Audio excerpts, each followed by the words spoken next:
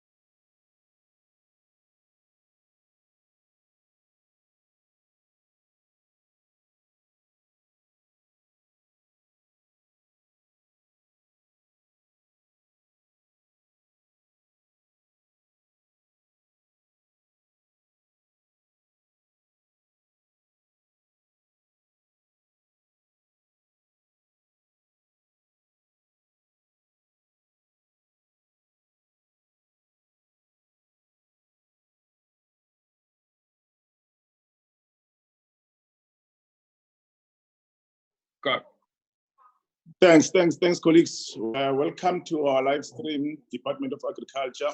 We are working on the team, our stream team, consisting of experts from the academia, the industry, as well as from the Department of KZN, Department of Agriculture and Rural Development.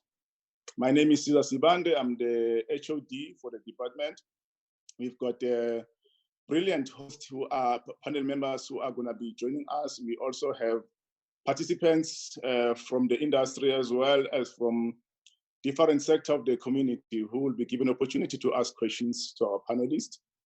Let me firstly apologize profoundly so for the glitch that we had the other day. It was not part of the plan that the technology will undermine itself. Unfortunately, we had to cancel the conference the other day, and today we are back into business. We are hosting this event at a time where the economy, our economy, which is the bloodline of our society, is highly affected by the lockdown as a result of the global pandemic, which is COVID-19. We are given this task by the Premier of KwaZulu-Natal under the leadership of Honorable Sihle Zikalala Ukuzeni, who also was the Premier of KwaZulu-Natal. And we are given this task as in the economic cluster, which is shared by Umama Unomusa Dubengube. Our MEC, Umama Wongistolem Loyi, is going to be, she's part of the speakers. She's going to give us some few notes in terms of what is this all about and what the government of KwaZulu-Natal is trying to achieve through this platform. It's a one of its kind. We are developing strategies which will assist the sector. We know that the food security is one of our key priorities during this time. We don't want a situation where we will be running out of food as a nation. It's very critical that we keep the sector alive. Yes, the sector has been affected. It's receiving quite a knock in different areas. Small farmers are really feeling the brunt of the COVID-19. They can't access markets, and the department, in partnership with other departments, they are making means to ensure that the sector is alive. Honorable MEC is going to be part, and she's going to give us the remarks. We also have Dr. Mondi, who is the professor from UKZN. He's the team leader. He's coming from a wide range of expertise from the sector as well. He's in academia and in agriculture, in culture sector.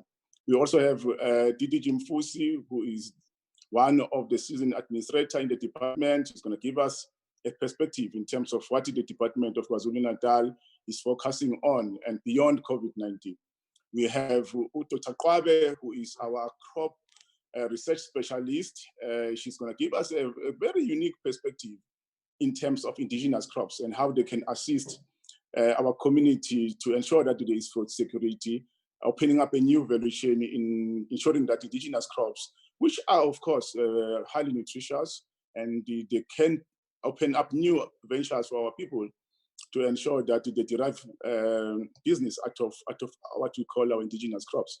We've got to see Londo Mkonza. She is well-rounded individual. She is coming from the ICT sector. She's also a member of the Presidential 4R Commission, and she's passionate about the sector. So we are going to have a very exciting discussion this evening.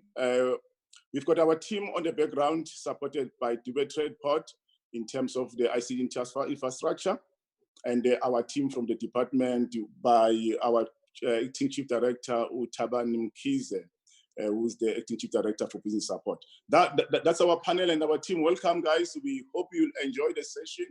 Before further ado, let me allow the MEC, our MEC, very vibrant, very dynamic, Umamustole, to give us a perspective from her ministry in terms of where the department is dealing with COVID-19. Over to you, MEC. I hope she's ready. I know that she's operating. Today she attended one of the things that we were doing for rurals, and she's around the Utugela area. Welcome, MEC. Thank you, HOD. I hope I'm audible. Yes, you are, MEC. You may proceed. The team will also turn the screen to you, or they will portray, if your screen is not visible, they will give us a beautiful slide to show for our guest. I know my faces might not belong in this platform. Thanks a lot, Ms. Proceed. Thank you. Greetings to all of you who have made time to join us in our first webinar that the department has organized. This is the first of many such engagement that the department will be having during the lockdown period. Thank you for the opportunity to have this conversation. The coronavirus has forced many countries in the world to go on a lockdown. We have had to change the way we do our business as government to continue interacting with our stakeholders. We are grateful to have such a virtual platform that latest technology enables us to use in communicating our work. I hope the network are kind to us and our conversation is not disrupted. The reason we have convened this engagement is to foster an open dialogue about how the agricultural sector is affected by COVID-19 and how can we assist the sector to recover.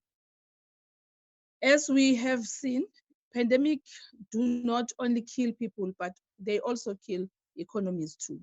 Unfortunately, our economy is not immune from the such harsh realities associated with the global pandemic virus, whose vaccine is not yet discovered. In response to this pandemic, the KwaZulu-Natal provincial government, led by Honorable Premier Sihle Zikalala, resolved that the province needed an economic recovery plan for a critical for all critical economic sectors. All of us are dependent on the agricultural for food security. Agriculture is also an important sector for KwaZulu-Natal and South African economy. It is against this background that we decided to host this gathering to share our thinking on this matter, but also to solicit input from all of you as our main stakeholders. We have heard from experts all over the world advising us that we have to brace ourselves for a new normal. The world, as we have known, will be significantly altered by this global pandemic. Indeed, we have to put in place measures to ensure that we are ready for the new economy that will emerge out of this reconfiguration of the global economic system as we are witnessing. I therefore request that we pay attention to the inputs that will be shared here by the panelists and make meaningful contribution to them, since they will all culminate into a provincial economic recovery plan. Whilst we are looking at putting in place a recovery plan, I think it is also important to share with you the measures that government has put in place to assist farmers in response to COVID-19 as the agricultural sector. At the beginning of April 2020, the National Minister of Agriculture, Land Reform and Rural Development, Honorable Thoko Didiza, announced a 1.2 billion support package to assist smallholder farmers to mitigate the impact of COVID-19. Application for this support closed on the 22nd of April 2020. In the province of KwaZulu-Natal, COVID-19 Disaster Agricultural Application Committee started the adjudication process yesterday, not yesterday, it started on the 3rd of May and will be finishing to work on the 4th of May. We have about 3,293 applications which we have received from various districts in the province. The majority of these comes from King Cetshwayo, Ugu, Umzinyathi, Umkhanyakude, Herigwala, and Zululand districts. Outcome of this process will be communicated to the applicants shortly. We also want to assure our farmers that the provision of departmental support services is continuing even during this lockdown. We have put together a team of essential service officials in all our district offices and head office that continues to render support to farmers. We also encourage service providers to submit invoices of work done for payment. Our financial and supply chain offices are working as normal. With that said, I invite you to engage with the ideas that our esteemed panelists will share with you and make your contribution in this viral platform. I thank you all. Thank you, Honorable MEC, for the profound opening remarks. We really appreciate your support to the team, and you've also given us a clear picture of what KwaZulu-Natal is going forward and building to achieve as a platform for our people. Honorable MEC, we will then start with the DDG Mfusi. He will give us a short presentation in terms of how we want to our perspective as a department and how we want to grow the sector. He will outline the pillars of the department and what we intend to achieve going forward. DDG Mfusi, when you are ready, you may start. I can see that the PowerPoint is on the bottom. You just go to the bottom and pick up your PowerPoint there. Just write the thank you and thank you very much. And then you can also enlarge the screen on your slide view, on the slideshow. Thank you very much, DDG Mfusi. Over to you.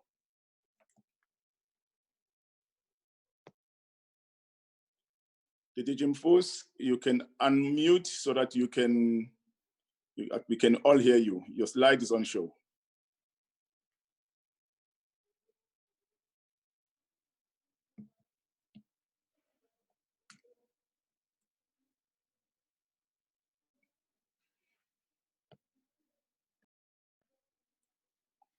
Let's give the DDG a few minutes to set up. Thanks, DDG.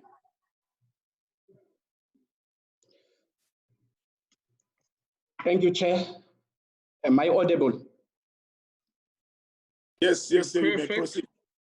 Look perfect. No, thank you, Chair, Honorable MEC, panelists, and all guests.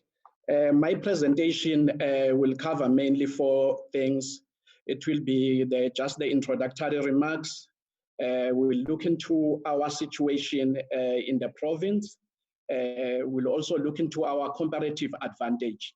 And lastly, I will propose the pillars that will form part of the strategy for economic recovery.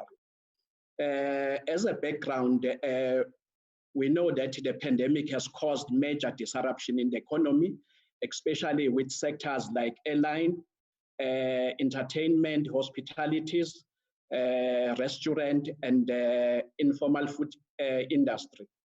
Agriculture has not also been immune in this pandemic. As an example, we have seen what is happening in the USA, where a major food processing industry has closed because of the outbreak of the coronavirus. Just near home, we have seen what is happening in the northern and east of Africa, where a locust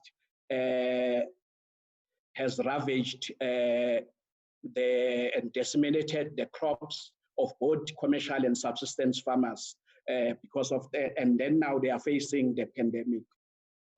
While the impact of the coronavirus has not been fully unpacked in the country, but there are indications that it is having a devastating effect. For example, we have seen that the price of essential items have increased by 0.5% week on week as per the state South Africa. This means that a protracted pandemic crisis has quickly put a strain on food supply chain. There is a complex web of interaction involving farmers, agricultural input, processing plants, retailers, etc. The agro-logistic, including shipping industry, is already reporting a slowdown because of the closure of some automotive logistic hurdles, which disrupted the supply chain on the past few weeks. That's why the provincial government has resolved that an economic recovery strategy needs to put in place so that we can then be able to deal with the impact of the COVID epidemic. Agricultural work stream was then identified, which will form part or a chapter in that economic recovery strategy. Agriculture has a competitive advantage to contribute meaningfully to the provincial economic growth. With the right approach, we have now an opportunity to increase agricultural output and take advantage of the decline in world food supply as a result of the pandemic. We pride ourselves as a province with a favorable climatic condition. We have a total of 6.5 million hectares of land suitable for farming purposes, of which 82% is suitable for extensive livestock, while 18% comprises of arable land. The global decline in food production presents an opportunity for us for export markets, since there is a decline in production in the world. We have been presented with an opportunity to develop a strategy that will articulate level of interventions in the following areas. Firstly, our support package to household, subsistence, small and commercial farmers has to clearly define what needs to be done. Secondly, commodity support in terms of livestock production, agronomic crops, horticulture production, as well as industrial crops, which are prevalent in this province, sugarcane and cotton. Also, our strategy has to articulate our level of intervention when it comes to the land reform beneficiaries, which are now the new entrance farmers in the commercial space. We are therefore proposing that we look into agriculture in its entirety by introducing or by recommending pillars that will form part of the strategy. At the heart of the strategy are proposed pillars based on quick and vigorous response by agricultural stream. The aim is to bring the agricultural economy back into growth by means of stimulating the recovery of real agribusiness economy and labor market. The focus will be on women, youth, and people living with disability, to enable them to make a useful opportunity in terms of climate and access to government initiative. In order to unlock the agricultural economy, we are proposing the following pillars. The first one is fast-tracking the radical agrarian socio-economic strategy of the province. We are saying that that needs to be speedily implemented, both to land reform and also to improve rural industries. The second one is the protection of jobs. We know that most of the industries are losing jobs. So we want all of us, the private sector, government, to actually work on these pillars to ensure that we protect jobs in agriculture, but at the same time, increase the number of jobs that are already in the agricultural space. The third one is farm gate and off-farm agricultural infrastructure. We are saying that in order for us to be able to grow the economy, we'll need to invest in infrastructure, issues like on-farm road, issues like irrigations, issues like pack house.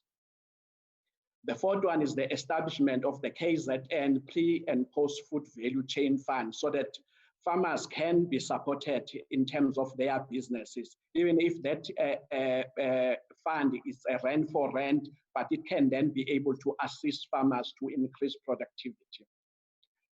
We are also proposing mechanization and production input relief support to farmers that are affected in terms of their production, so that they can then be able to increase production and supply the market.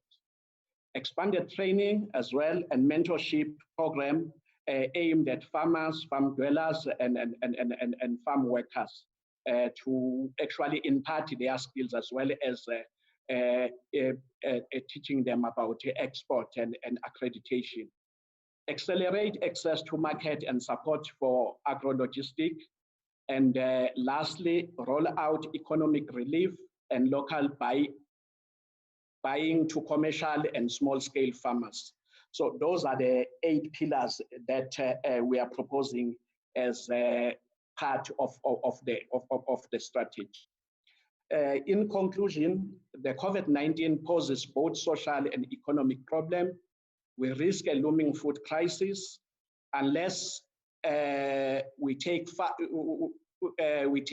fast measures to protect most vulnerable, keep global food supply chain alive to prevent the pandemic impact across the food system. Border closures, quarantines, and market supply trade disruption could restrict people's access to sufficient, diverse, and nutritious food. We are saying at the same time, we are now presented with an opportunity in developing this strategy to revisit our approach to agricultural development so that we can then now do things a bit differently to increase productivity and contribute meaningfully to the economy. While government is leading, the strategy is a sector strategy towards economic recovery. Its development, implementation, and it need the participation of all actors in the agricultural value chain and civil society. So it is important that and critical that everybody participate in this journey that we are undertaking as a province of KwaZulu-Natal. I thank you.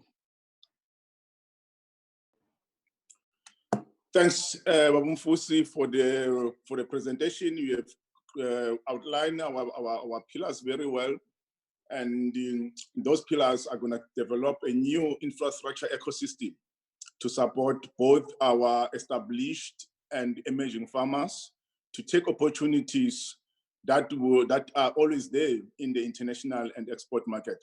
So thank you very much, sir. I think the strategy will have to respond to those issues that we have outlined. Our next speaker is Sandy, who's the CEO of Wanalu, and she's also the chair of CEOs in the country. She participates in a number of forums at national level. She's also part of the team that looks into the impact of the regulations in the agricultural sector. Sandy, are you around? Are you ready?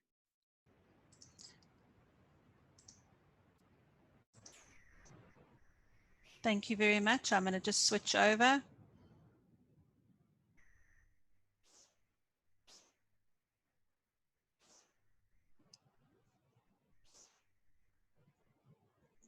Okay, I trust everybody can see me and see the presentation that's gone live.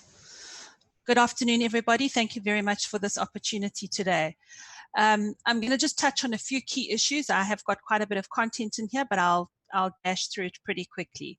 So I'm not going to delve into the challenges of COVID-19 in terms of the medical component, but however, we've noted in our sector a number of challenges that have affected us. And my friend Jerry has already alluded to some of those. Example, the markets, the impact of COVID-19 on our markets has had a severe impact. It's had an impact with respect to supply and demand, quality versus quantity, and obviously limiting our export market access. And I think that's one of the opportunities that we could possibly see coming through later. Producers have remained the price takers, and what has been of concern is that we've also seen rising prices. However, at farm gate, those prices haven't increased. So again, something that has created a challenge. Another aspect is the crime that we've seen that has been escalating during this time, both stock and produce theft. And for our sector, it's something that we need to consider. How do we protect the sector with the understanding, yes, that there are many communities that are poverty stricken, but in order for our farmers to continue and the producers to continue producing, we need to provide them with that support. And it's something that I'm just raising. And during the COVID-19, has our consumer basket changed? And if it's changed, what does that mean for us as a sector? What does it mean for that? I think the effects of the drought is still having an impact, and we know many of our farmers have suffered through the drought over the last few years. So there's these impacts that may not necessarily be directly related to COVID-19, but certainly COVID-19 has had a direct impact on those producers who've suffered through those disasters. Animal and crop health, it all adds up at the end of the day, and one has to consider these challenges whilst we discuss the COVID-19 impact and how do we go forward. Just moving along, sustainable water resources and management, critically important during this time. If we want to look at a turnaround strategy and in order to grow our economy, particularly here in our province, how do we do so and ensure water is available and the management thereof is done in a proper way? Irrigation opportunities, electricity supply, the load shedding, for example, and conversations about to understand how do we make those differences. The rising unemployment levels, the lack of investment confidence is a very important component that we would need an informed approach.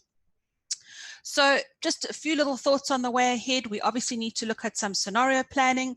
How do we deal with facts?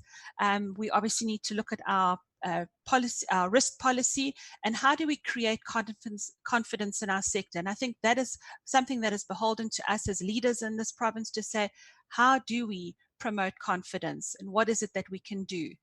I think most importantly too is to have a look at not allowing, I use the word, a short-term shock like COVID-19 to derail legislation that is already in place. And at the same time, we need to consider how do we ensure that that custodianship of our natural resources remains. Certainty, as I said, we need to create that certainty, and it's around a number of different issues. And a lot of these conversations we've been having for some time now. And I think they've been thrust even further into the spotlight with COVID-19. Collaboration with private sector and how do we build sound linkages to work together, I think is one of the critical thoughts that we need to look at going forward. And I think many of the speakers again, and I know Professor Albert Modi is going to touch on this just now around the food security. How do we achieve the pillars of availability, access, utilization, stability, and quality of supply? Very critical to our sector. Just some considerations, and I just want to sort of start the conversation around what possible interventions we could start looking at. And I immediately turn to the Master Plan for Agriculture. It's something that's been developed at a national level, and we've all had inputs there, but there's definitely commodity opportunities. And the question that we'll be able to ask ourselves over the next short while will be, what is that roadmap for the KZN potential? What is it that we can identify in terms of commodity opportunities that we can start looking to? Employment is something that we're going to have to address in our sector. Kwanalu has had our Future Farmer program for quite some time now, and it's been something really important for us. We've put a couple of hundred, nearly 1,000 young people through, but it's something that we're going to have to look at collectively, because as unemployment grows, we will need to, in our sector, see what opportunities exist and how do we make that opportunity available for especially our young people that are out there that are right now unemployed. Research and development, as I mentioned under our challenges, there may be opportunities to look at crop diversification or whatever it is in terms of the consumer basket that we have. I think one of the key aspects is to say, how do we keep the money in the circle? How do we keep the money in KZN? How do we increase the local spend on local produce? And it's definitely an opportunity that we could have a look at. And I think it's something, again, as I say, we need to start having a conversation around. Do we enhance regulatory and policy? What are the constraints that currently exist? And how do we look at achieving growth and economic sustainability through those regulations that are currently in place? Do we need to look and see and make any kind of tweaks to those in order for us to be able to produce further in the sector? I raised the point about the cost of compliance, and I think during this COVID-19, it's something that our producers have been affected by, the, as I say, cost of compliance. Everything that they do is just so important for them to make sure that they get it right. So some things that they used to do in the past, for example, being able to go to market with a load of cabbages, that's not so easy today. They've got to have so many documents and certificates, and they've got to go through roadblocks, etc. We understand the reasoning behind that, but it's the cost of compliance that continues to grow. So how do we increase and improve competitiveness? How do we stimulate that growth? And I think very importantly is going to be communication and buy-in and an inclusive approach between ourselves and government. I mentioned the agricultural and agro-processing master plan, and I look forward to working together with the team that's been identified to see how do we take agriculture forward in KZN. And it's that local, competitive, district-driven, inclusive agriculture and agri-processing sector growth. The research has been done, the work has been done. How do we create transformed rural economies? For me, I think it's a really exciting opportunity. And it's something that we can certainly look at. Just getting to the end, I think one of the most critical components is the financial support and localizing skills development. The question that many of us have asked over quite some time now, the availability of credit, both for production or investment. And I think the opportunity that exists there for banks and funding organizations to really actually now sharpen their pencils and say, this is how we envisage going forward with respect to both, as I say, production or investment credit availability. How do we improve our finance sector and the support and ensure empowerment and growth? And for a long time, we've spoken about this, but we haven't really seen this happen. And this is an opportunity that it can now take place. Mentorship, business coaching, and technical partners, certainly something that I think we are all ready to do. And it's something we need to take hands with and see how we can make that difference in our province. Again, just the whole commodity and industry driven outcomes, what it is that we can achieve through that, knowledge sharing, and then most importantly, as always, skills requirement to unlock the growth at local and other levels. DG already spoke about the market opportunities, and again, something that we can look at. And just in closing, the strategic partnerships, I think it's a critical opportunity that we can utilize to see how we actually take it forward. How do we grow? How do we increase the agricultural sector? How do we bring back that economic growth in KwaZulu-Natal on a short, medium, and long-term basis? Thank you very much for the opportunity. Thanks a lot, Sandy. That was really profound. We appreciate your input. I think the members who are part of the guest will send questions, but you've touched on a number of areas which are key in the sector that we will definitely need to leverage on.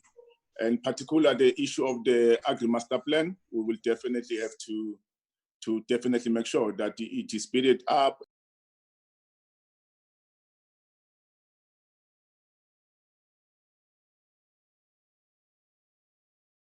Sorry, Caesar, your microphone. Yes, thanks, Steve. All right, our next guest is Dr.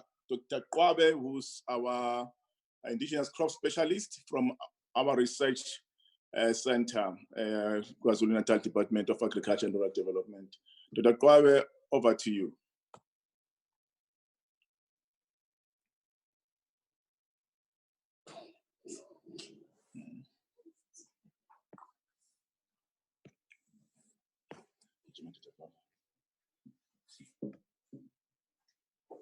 Dr. Kwabe, she's coming through. Yes, there she is. You may take over, Doc. Thanks a lot. Thanks, HLD. I'm trying to pull up my presentation.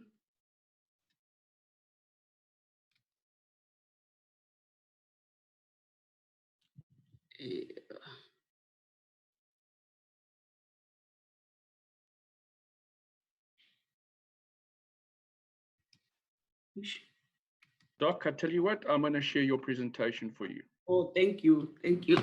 It's slow to open. No problem. Oh, thanks. Good morning, colleagues, and good morning to the viewers at home. My presentation is going to cover.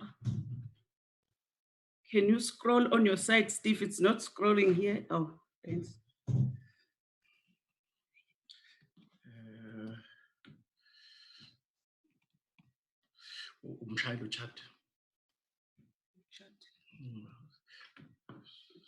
Doc, just give me the cue when you want me to go to the next slide. Okay, thanks. My computer. Can we go to the first slide, please? The outline.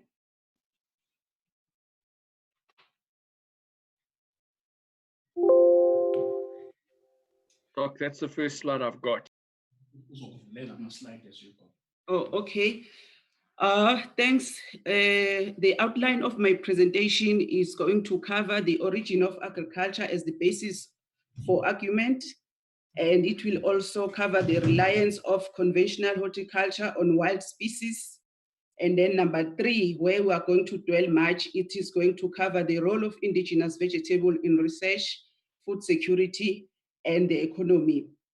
And then that will be then my conclusion at the end. To take you back, agriculture developed from the wide range of plant and animals. And they were both domesticated based on certain traits, which was important for food security. And then plants were selected based on agronomic and sensory trait or attributes.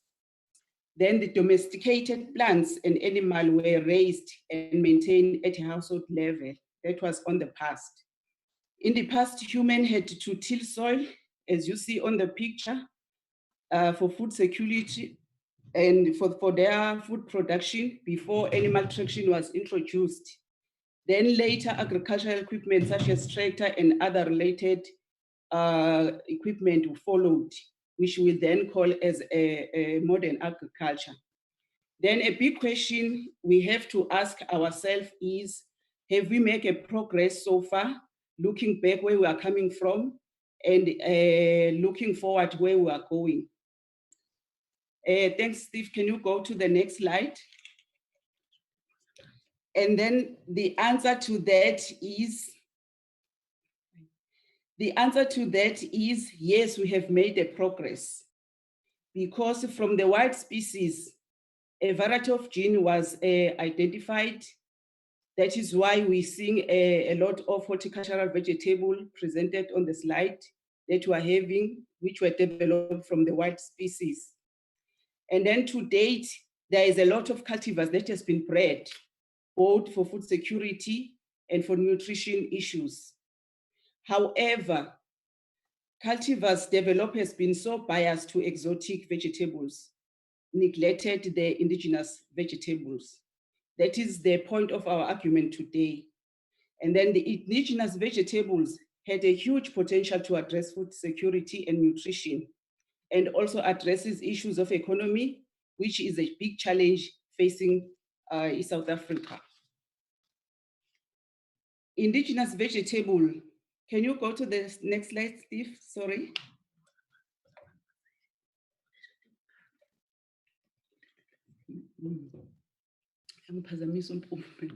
Indigenous vegetables in the past supported many families. And that was before the agrarian revolution. And even today and moving forward, it can contribute more to human diet, which will also assist us in hidden hunger. That is because of its nutrient concentration, such as zinc, vitamins, and iron.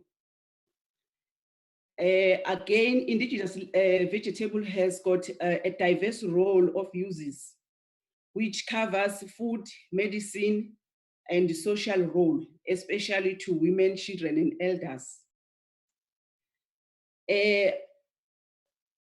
If we can look at the past, when the social role was then when we go to people go together to pick the indigenous vegetable. They used to go to travel together, which was also contributing to their social role.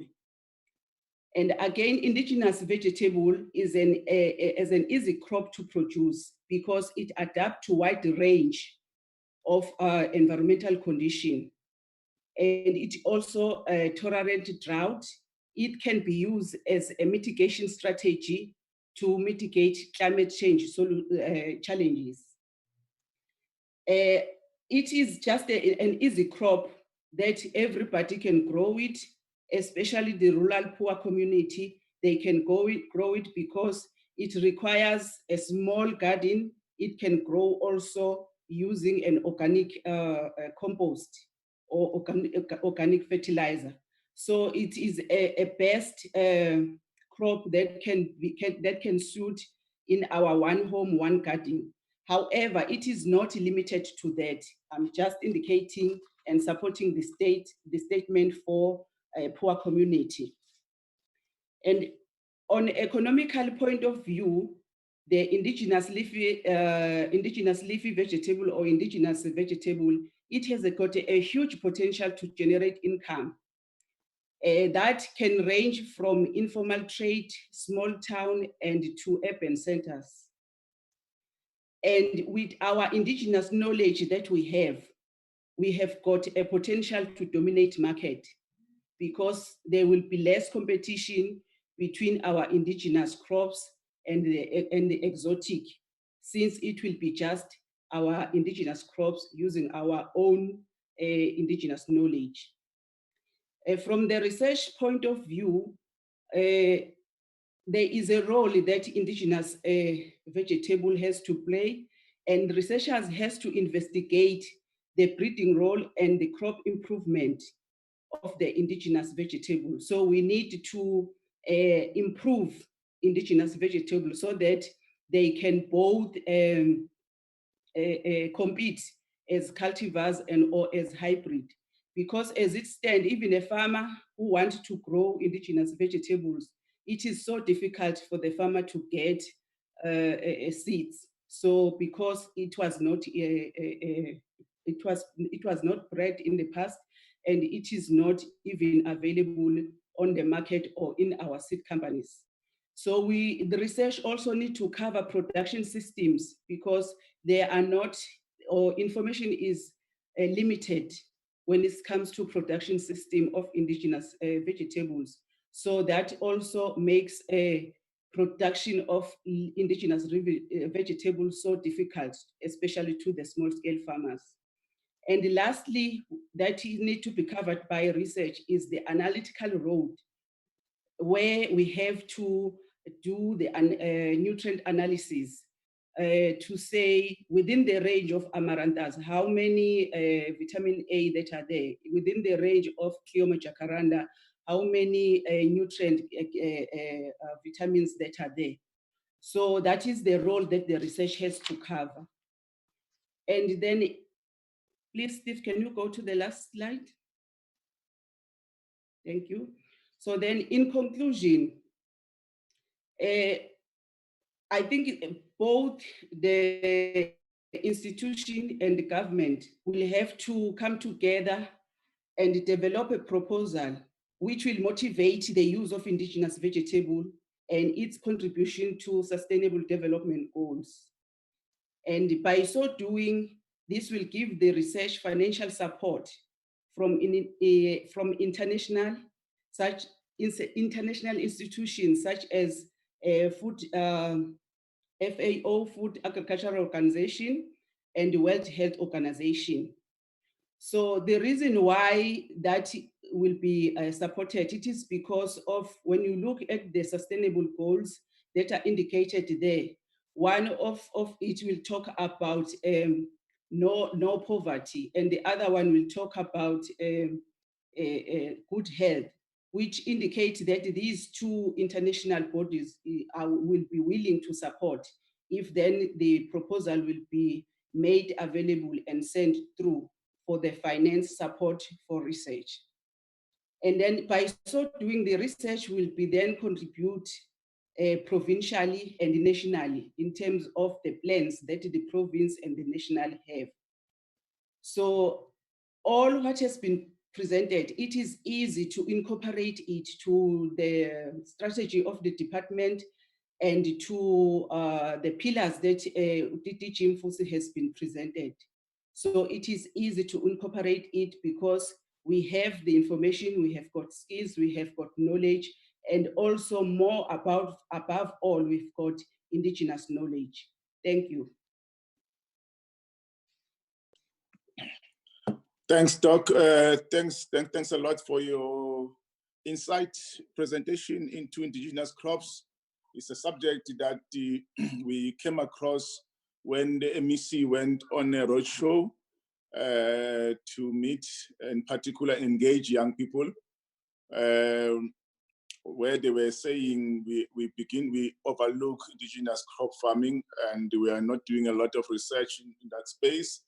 Young people felt, particularly when we went to Mkhanyakude, they were saying we need to come up with strategies that will ensure that indigenous crops find its space into the value chain, and how that will also benefit our people in terms of agro-processing as well.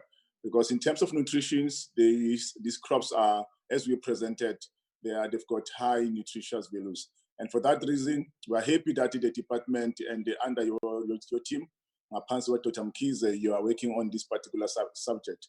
And we will come later where we will discuss further around what could be done to further enhance this exciting new venture that we wanted to participate in. We also have a portfolio committee, of the people who are participating. Members of the portfolio committee are also welcome on the stream. Members of parliament are also, legislature are also welcome. And our colleagues across the KwaZulu-Natal government are also welcome.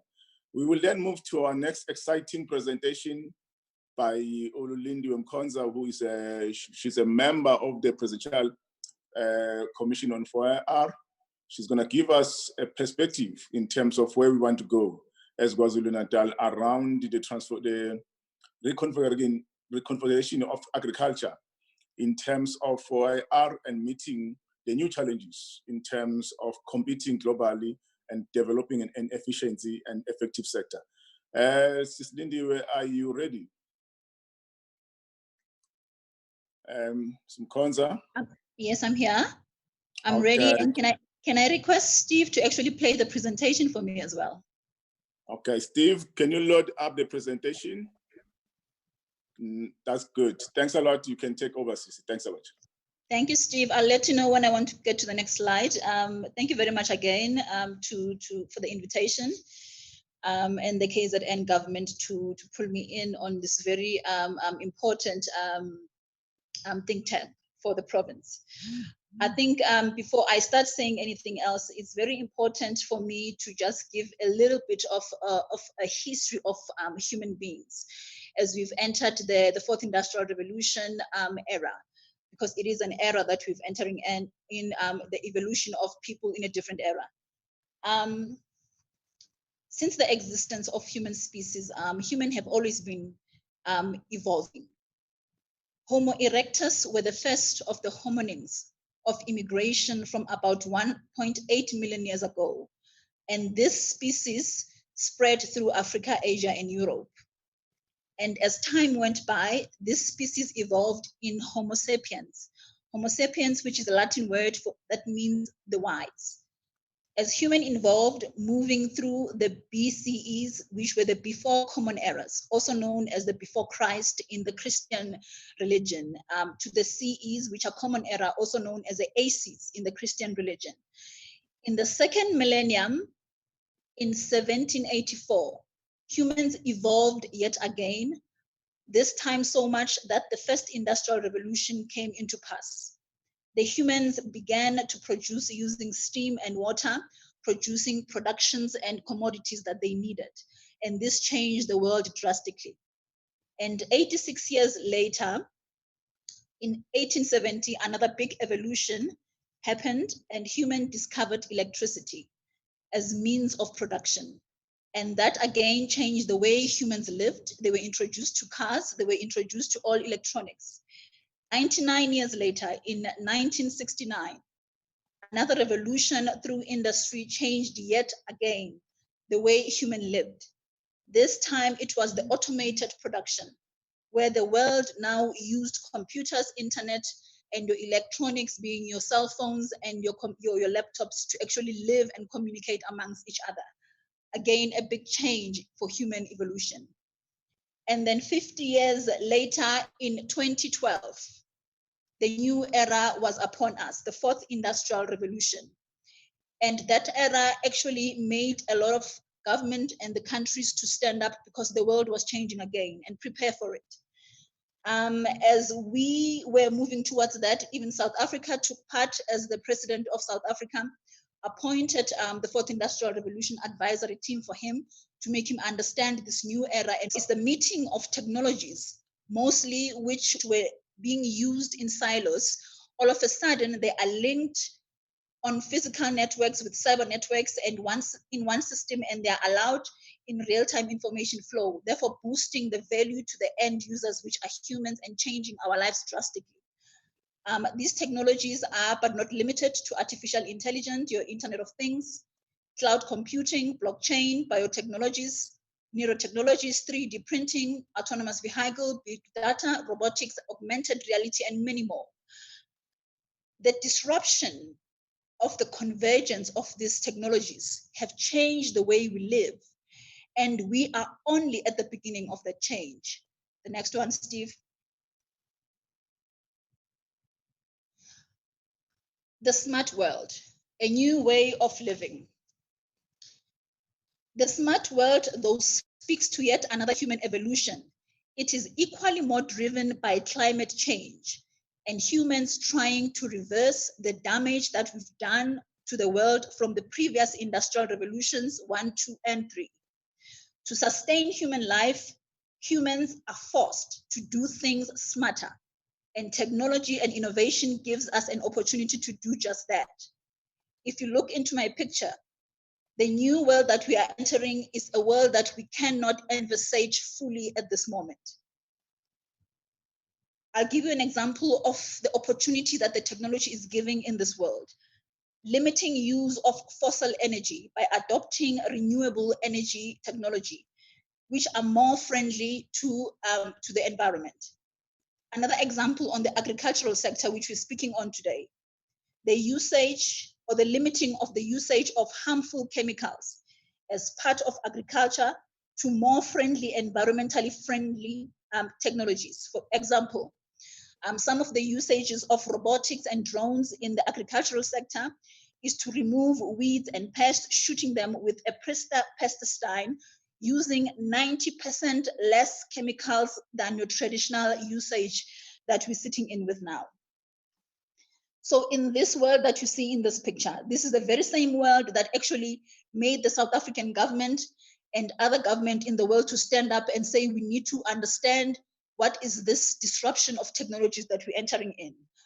Example, Uber has changed our lives. Netflix is changing our lives. With this change and user-friendly technologies, some industries are gonna die and new skills and reskilling is needed. And this brings me to smart agriculture. Next slide, Steve. What do we mean when we say smart agriculture? Smart agriculture is a new age farming management model using modern technology to increase the quantity of agricultural products, the quality of agricultural product as well. Successful and globally competitive farmers of the 21st century's fourth industrial revolution era will have instant access to GPS, soil scanning, data management, Internet of Things technologies, to name a few, as part of their farming business models.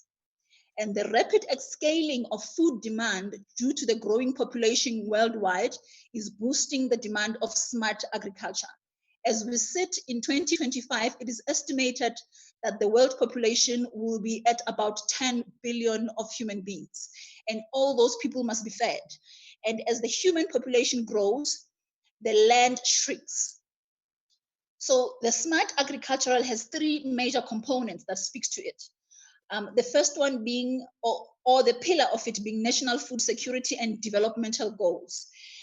The first pillar of the smart agriculture is sustainably increasing productivity and income, growing the economy. The second one, strengthening resilience to climate change and variability, farming smartly and being more friendlier to the environment. And the third one is reducing cultural contribution to climate change. Next one, Steve. Now let's bring it home in KwaZulu-Natal. I call KwaZulu-Natal a 7 winning point province in South Africa. And why do I call it that? Because KwaZulu-Natal is the most favorable land to farm in this country. There's 6.5 hectares of land. There's 82% suitable for existence, livestock, and production. It is the busiest port in Africa. It's the best water province in South Africa. It's the largest high-quality agricultural land.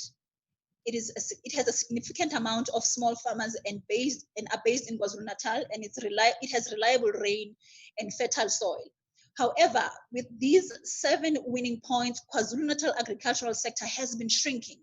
So there needs to be a new way of thinking and a new way of moving forward, because as these 7 do indicate, KwaZulu-Natal is sitting with an advantage to actually feed South Africa and feed Africa as a continent, especially now that we have what we call the Africa Trade Agreement, which means Africans will be able to trade with each other before we go to the world freely in terms of taxes and other things.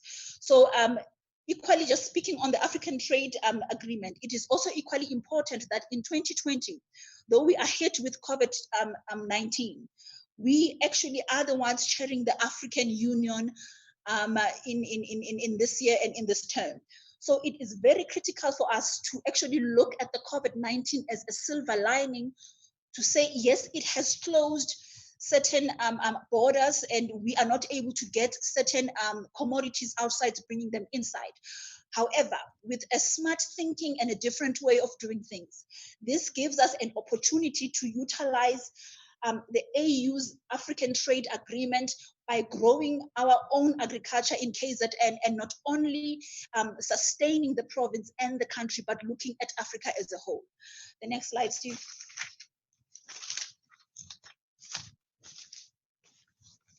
Steve, next.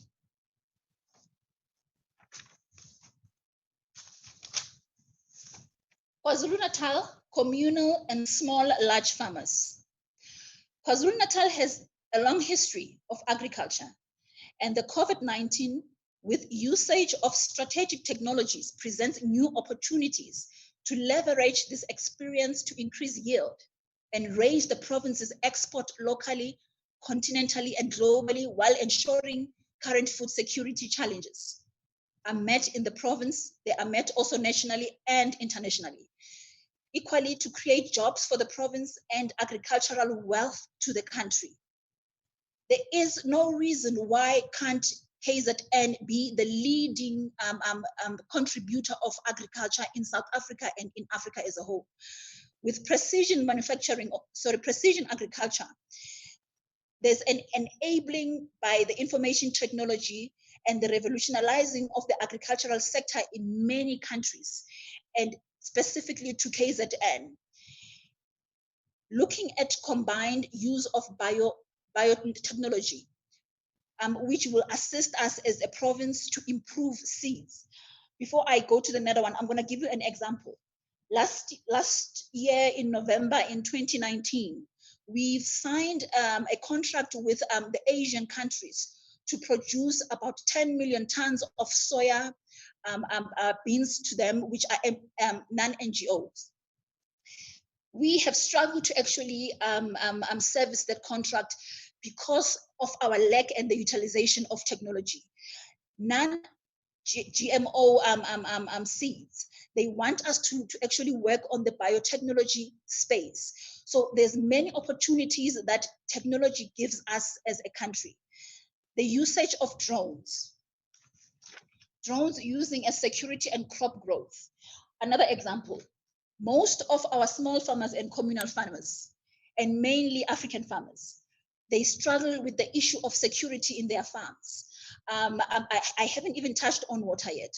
So the issue of utilizing drones to ensure that we secure our farms in the province of KZN is very critical. And when we're saying drones, we have technology in manufacturing our own drones with our own state organization, which is Denel in Johannesburg. So it is the different thinking that I'm talking about that then the Department of Agriculture in KZN and nationally, they need to actually sit down and outline strategic partnership with different sectors to see how then can they grow this entire agricultural space in the technological world of doing things. Sensors to impact farm data, and equally your autonomous vehicles, increase yields and precision in planting. So these are the technologies that we need to be able to apply in our agricultural sector to ensure that we are globally competitive. I want to just maybe highlight something very critical. Before even COVID-19 came in, the truth of the matter is that our economy has been struggling for some time, for almost a decade now. We have not been competitive with the world around, not just on agriculture, but in the manufacturing sector, in the mining sector. And the reason why that has been is because as a country, we are very slow to adopt technology as a means of growing our economy. However, we have a very thin balance in this country. Back to the agricultural sector, which is the biggest employer or one of the biggest employers of our people. So the balance now is to say, while the technology comes in place and assists us to grow the economy, how do we balance it with the loss of jobs that will be actually taken by your autonomous vehicles and your robots and so forth? So the issue of skills development becomes very critical. Steve, can you please go to the next one? KwaZulu-Natal smart agri-labor reskilling. While we are forced by current global driving forces to move into the digital economy, it is very essential to guard against the digital divide outcome in KwaZulu-Natal's agricultural sector, wherein only certain role players benefit from smart agriculture opportunities, which is also known as Agriculture 4.0. The primary necessity will be to guarantee smallholder farmers a profitable in a business sense and delivering for a market where their items or agricultural commodities are globally competitive and they can be traded with ease, both at home, both in the continent and internationally. Just recently, COVID-19 again has highlighted the digital divide between communal or small farmers and the big corporate farmers. And we are seeing this even now today, and retailers as well, with most communal and small farmers, mainly in the rural areas, closed out of the market because of little to no access to the e-trade space. And therefore, it's easy for me where I'm sitting in my place to actually get my vegetables from food lovers using my phone and my internet and delivery because we are on level 5 and I cannot move out. However, Umamum Kiza somewhere in the rural cannot be able to deliver for me because firstly, she is not utilized, or we have not make her aware how to utilize her smartphone. We have not make her aware how to get just basic training of actually being able to link herself to the market and to her clients. Therefore, the issue of skilling and reskilling and upskilling our farmers, I'm not even talking about university, just general upskilling of our farmers and ensuring they are tech-savvy farmers is extremely critical. It has been done in Rwanda and it is still done in Rwanda. The Rwandan Agricultural Department has done a national road map and a national road training for their rural Rwandan farmers to show them and to teach them how to use certain technology to ensure that they are able to enter the market through the e-trade space. So even in KwaZulu-Natal, we need to look and start thinking in those lines. So the issue of higher education learning with the university and colleges having high standard in agriculture and the sector for our general farmers is quite critical. The next slide, Steve. KwaZulu-Natal COVID-19 Economic Recovery Plan, which is why I got invited into this. The application and beneficial areas of digitizing the KwaZulu-Natal agricultural sector, utilizing technology as an enabler, can be categorized in the KwaZulu-Natal COVID-19 Economic Plan or strategy as follows. It must make sure that it increase productivity, produce more quality food to improve food and nutrition security, and boost the incomes of 75% of the poor who lives in rural areas, mainly who rely on agriculture for their livelihood. And secondly, this plan must ensure that it enhances resilience, reducing vulnerability to drought, pests, disease, and other shocks, and improve capacity to adapt and grow in the face of longer-term stresses like shortened seasons and erratic weather patterns. It must equally make sure that the supply chain is available to our people and the smart farmers and the local farmers. As I've indicated just now, that COVID-19 has indicated and has showed us that there is a serious digital divide. And because of this digital divide, some become economically empowered even in the worst of times. But our small and communal farmers become even more and more hurt economically. So the issue of supply chain, unlocking and optimizing the local, continental, and global supply chain for the KwaZulu-Natal farmers and agro-process sector is very critical. Data collection is number 4. In the smart world, in the world of smart agriculture and the world of smart South Africa, as the world moves to the world and the 4th industrial revolution, data is the king, because data speaks to the efficiency of how even government delivers services in this world. Artificial intelligence is the biggest thing that we need to look at. How do we even utilize that in the agricultural sector? And the 5th point is aggregation and distribution of information. Farming community of KwaZulu-Natal sharing information and networks for a better provincial united agricultural community, which is profitable and will make sure that it grows the KwaZulu-Natal agricultural sector. The next one, Steve. Next.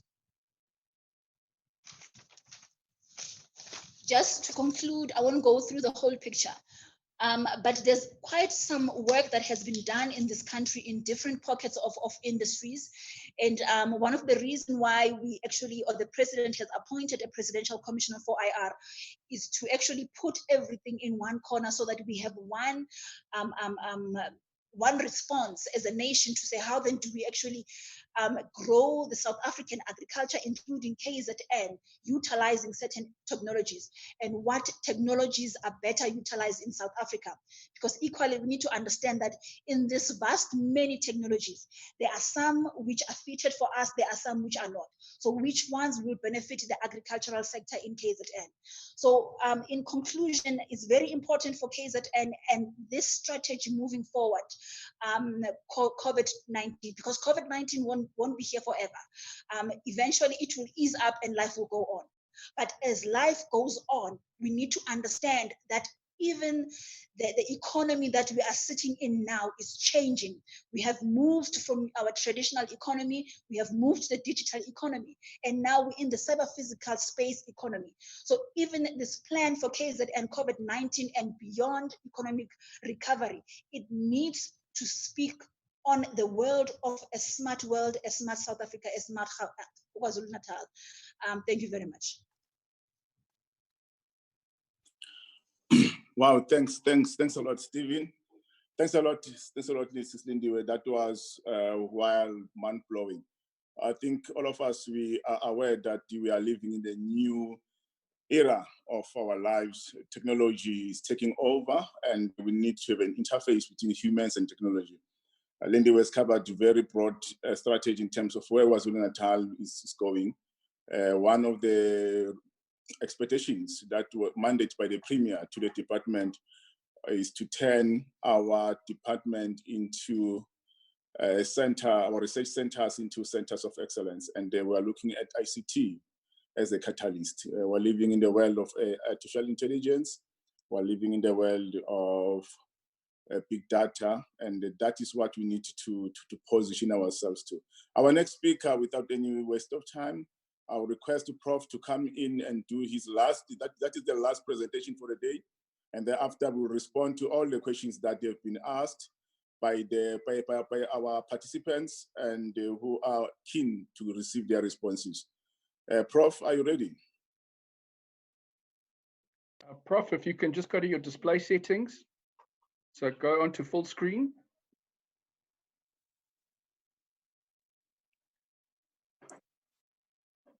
Slideshow.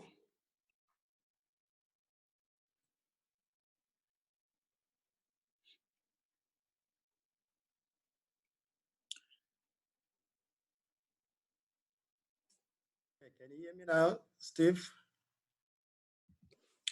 I can hear you, Prof. We can, yes, that's good. You may proceed, Prof. That's perfect. Prof, I'm running your presentation for you. Just give me the go. No, don't worry. Don't run it, Steve. Are you running it? I hope it is the correct one then, if you're running it. Okay, load it, Prof, so that we can have the correct one from your side. That will be great. We'll give you some few minutes to load it up. I'm sharing it now, but I just want to make sure it's coming through. Just press slideshow so that it can be quick. Slideshow on top of your screen. That is on top of your. Just press full screen. That's on your bottom left of your laptop. You will have the full screen or slideshow.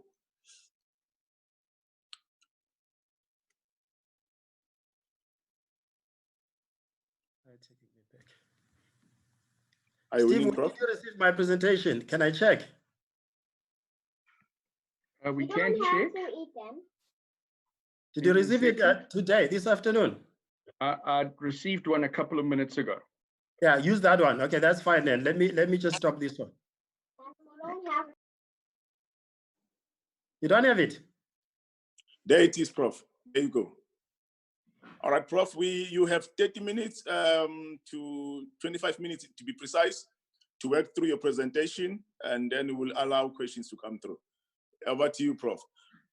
Okay, Prof, it's still your screen doing the sharing. So if you can just click on slideshow, I'll talk you through it now. Okay. Click on slideshow like you're going to go to full presentation. That's where I am. Okay, it's actually just showing us. I'll tell you what, stop sharing your screen and I will show I'll show my presentation I've got of yours. Yeah. All right, hang on one second, please, guys. Well, in the Apologies meantime, to the viewers out there. Okay, there we go. Okay, great. First of all, let me thank the Office of the Premier, who invited me to be part of the Department of Agriculture in KwaZulu-Natal. MECs Tole Mloi, Mphathiswa, HOD Sibande, the members of the Portfolio Committee for Agriculture, the panelists, colleagues who have been working with me, and I really appreciate the participation of almost 80 people that I can see as participants who joined us. I'm hoping that we're going to benefit from them giving us some input. The presentations that came before mine are basically the highlights of what we've put together as a draft to submit to the department. And mine is basically just setting the opportunity for people to ask questions. So we are not presenting the document as it is, but we're highlighting some areas of it. So Steve, can you go to the next slide? So when we started thinking about this, we thought, first of all, let us think about the national perspective. Everyone knows that the president made an announcement of about 130 billion rands that is going to be coming from government. And this is aimed at mitigating the effects of COVID-19, or the target being the weakest households. Obviously, this is going to have a major effect on the economy, particularly the GDP. Go to the next slide, Steve. I would like us to focus on the province of KwaZulu-Natal. We know that we are part of South Africa, but I like the presentations given by my colleagues before, because they did exactly what I wanted them to do, to talk about South Africa, but remembering that we've got our own issues. This is just a map that is identifying the position of KwaZulu-Natal in the country. And if you had time, you would be following the arrows to see that it can take you to a deep rural area in KwaZulu-Natal, and that's where we need to focus. I'm not saying that the commercial sector does not have problems. Sandy did a very good job of highlighting that. Next slide. So, of course, another thing that I want to highlight is that we've got so many districts, and we don't want to leave any one of these districts uncovered. So we want to reach people throughout KwaZulu-Natal. We are here for everyone. A commercial farmer is our priority. An emerging commercial farmer is our priority. A poor subsistence farmer is our priority.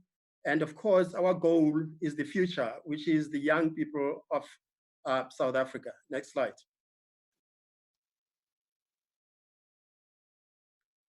So the question is, where do we want to be? Many of highlights that are given by the colleagues presenting before me indicated where we want to be. But this is a summary of the document in terms of trying to link the challenge of agriculture vis-a-vis COVID-19 and where we want to be through this project, especially when we work with the national government. We know that agriculture is one of the 3 pillars. Okay. Yeah. All right. So maybe if you can send it please to her. Neville. You Hello? may proceed, Prof. Yes, you may proceed. We know that agriculture is one of the 3 pillars. Mr. Sibande, if you don't mind, can you just close your video so that my slides can be visible? Agriculture is one of the 3 pillars of the economy, the GDP. And I would like in the next few minutes to explain that it is viewed differently from services and industry, which are the other 2 pillars. But in South Africa, it has very, very little contribution if you look at it directly. So we have to look at this first. And then we must understand the effect of COVID-19 at different levels, macro and micro, particularly the agricultural value chains, as indicated by Sally in her presentation, keeping in mind that the bottom line is for us to address the issue of food insecurity. Whatever we do at the end of the day, we must show evidence of more available food that is accessible, and it can be used by people to stabilize the economy of the country through a sustainable supply. So we want to produce an optimistically realistic plan, but it must be seen by the government of KwaZulu-Natal and South Africa as a paradigm shift in a way that is now establishing a sustainable and inclusive agricultural sector in KwaZulu-Natal. And we want to be the model in KwaZulu-Natal of the whole nation. And people must be able to see that there are backward and forward linkages in the agriculture, where the commercial farmer is working with a small-scale farmer, and in the middle is a benefit for those who are not part of the agricultural sector. Slide, Steve. So let me just let you see the situation of the world in terms of GDP. This is just a broad view. It's not coming from 2019, from 2020. I got this about 2 years ago, but the picture is still the same. So if you look at South Africa, you will see that South Africa, compared to the world, is actually featuring very low as far as the economy is concerned. I show here other countries, for example, the UK and Canada and so on. So if you go to the next slide, Steve, you'll see that generally speaking, agriculture is the lowest contributor to the GDP of a country. Again, I'm hoping that you can see South Africa there. I hope Steve can show his pointer to South Africa. You can see that throughout, the agriculture is the lowest. But look at the contribution of agriculture to the economy of South Africa. It's almost the same as that of Canada. And in the US, it's much less than that. So the next slide shows a picture that is interesting to me. If you look at this picture, you'll see that if you move from the side that has got Venezuela to the world, can you see the change in the position of agriculture in the economy? Now, where there is an arrow, where Steve put an arrow, that is the picture of the world, and everybody thinks agriculture is not important. Now, Steve, if you move to the right, you'll see now that agriculture is becoming more important than industry in some parts of the world. And these are African countries. This is where the South African economy is supposed to be looking at in order to change the situation of the people of KwaZulu-Natal, those who are poor. Now, the question is, if this is Tanzania and this is Mozambique, is it possible that in South Africa we have Rwanda, we have Ghana, we have Mozambique? The answer is yes. If you go to Nhlazuka, you go to Nkandla, you go to Mpendle, you go to Hlanganani, those places are actually different from the South Africa that we know. Our people are still different and they are behind. In fact, many of them are in the 1830s. If you talk about the USA agriculture, while the commercial agriculture in South Africa is at the same level as the 2020 agriculture in the world. So go to the next slide, Steve. Now, the challenge that we have is that, this is a picture of South Africa, is the question of rural-urban migration. The question is this a threat or an opportunity? I want you to give me an answer when I finish speaking. This is the picture of South Africa in 1960, okay? 53% of the population compared to 2013, 36% of the population. Can you see? Now, the number of people who live in the rural areas is decreasing over time. And in the world, you've got about 50% or 47% of the people in the rural areas. Next, Steve. So the question now is, if you look at the situation today, there are global shifts. You saw those shifts that are indicated of the people moving from the urban areas to the from the rural areas to the urban areas. Now there are bigger shifts that are happening in the world that require us to look at agriculture and see how we can mitigate the negative effects of this movement. Everybody knows that the number of people in the world will be 9 billion by 2050. So how does this affect South Africa and KwaZulu-Natal? We will need to produce about 70% more food to feed these people. Can you see? We have to feed people who are running away from the rural areas to the urban areas. What are we going to do? How are we going to do it? 7 out of 10 people by 2050 will actually be in the urban areas, and they will need to be fed. People in the urban areas don't produce food. They buy food, they eat food. But the question is, are those who are remaining in the rural areas actually producing food? And you know the answer. They take taxis and bakkies, and they travel to Boxer, they go to Spa to buy food, and they come back again. And I'm going to show you how at the University of KwaZulu-Natal we try to change that with the people that we work with. So the big picture of the world is that developed countries are actually going to be having a relationship between development and the percentage of the people who contribute to agriculture as well as agriculture itself are going down. For every 1% increase in GDP, there will be 0.005% decrease in the percentage of people who are employed in agriculture. So agriculture does not employ a lot of people, but we can turn it around. If you remember this presentation by Lindy, it says, look at new ways of agriculture if you want to turn the situation around. So the question then is, can we take advantage of the 4th industrial revolution? Next slide. Now let's look at KZN. Think again about the people of the rural areas and those of the urban areas. I'm not sure whether you can see the bars on my graph here. I've got red bars and I've got bars that are blue. The red ones indicate a challenge of the Eastern Cape, where the arrow is.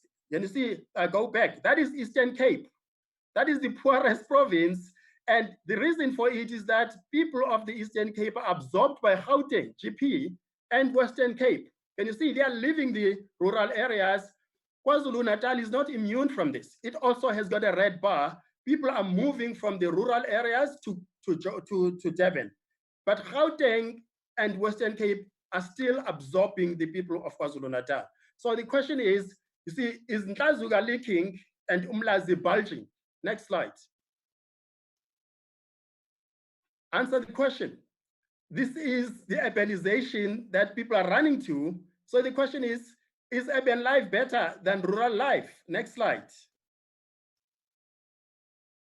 This is my picture taken by one of my students of Ogagwini at Umbumbulu.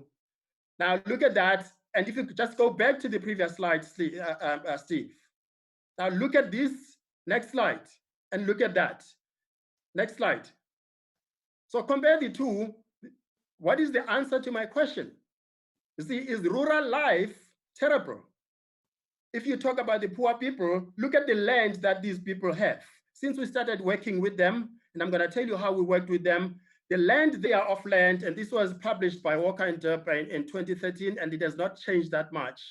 The area of land in South Africa shows that there is an opportunity to take advantage of the communal subsistence land there. There is 15% of it, right?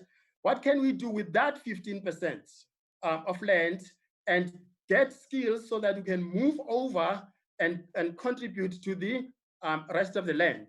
Next slide. Now, we work with Omamundlela, Omamumkize, Omamumagwazana, and these people live in the rural areas and they do not have an option to go to Mbali. They don't have an option to go to Ezakeni, Emlazi, Eskaleni or Eskaweni. They have to live there and they have to survive in those rural areas. The question, can we take their situation and turn it around, allow their children to go to the urban areas, but those children must not vacate the rural areas and make the mothers and fathers work? Next slide. We can change the situation. You see, if we make these people use that land, we can then make them produce so that they eat, address food insecurity, and they must sell at the same time. So all those women, they are still alive. Omamunglele, Omamumkize, Omamumbili, they are from Mbumbulu. Next slide. The reason they are able to do that is because for a number of years, they participated in what we call participatory research to test whether or not we can identify some indigenous knowledge and indigenous crops that can be marketed. That led to a situation where we formed Ezemvelo Farmers Organization, which was the first one to be certified organic by a German company. You can see there, third row, it says report number 808256 EU. It was certified by an EU company, Embo Timuni Traditional Authority, Mbumbulu, KwaZulu-Natal. Can we not do this in each one of our provinces in KwaZulu-Natal? Next slide. So as a consequence of this, we convinced Woolworths to buy Amadumbe from these people, and they agreed. Now, let me tell you what is interesting about it. Amadumbe, when you sell it as a subsistence farmer, a kg was 8 rands. Now, I don't know how many people have been to Woolworths. If you go to Woolworths, 250 grams is 38 rands. Can you see the difference? Now, the poor farmer is sitting at the bottom of the value chain, and there is nobody between Woolworths and this poor farmer because we do not have ways of making their children fit in the value chain between the producer and the consumer. We can have a situation where we've got an established system of a market in the urban areas, not in the rural areas, that actually sells indigenous crops and other crops that are supplied by these people. This is an example of a card when we still had the Pietermaritzburg fresh produce market. You can have a system like that where you can actually go and buy and improve the economy of the people. Next slide. So if you want more evidence about what has happened, what we've achieved in KwaZulu-Natal, which we want to spread throughout the province, you can go to the website. You can just Google Ezemvelo Farmers Organization or EFO. This is just an example of a story that is coming from KwaZulu-Natal. And I've highlighted certain things here that I would like you to pay attention to. See, this is an Ezemvelo Farmers Organization in KwaZulu-Natal, South Africa. And they were certified organic. They are selling traditional vegetables. And they are supplying a pack house, which is the middleman between them and Woolworths. And they are part of the supply chain, and strategies were used for making people to cooperate and commit. We do not work with people who are spoon-fed. We want people to raise their hands, and if you join as a Ezemvelo Farmers Organization, you will pay registration and membership. We have a committee that is running the thing, dominated by women and youth. If you don't work, you are removed. Next slide.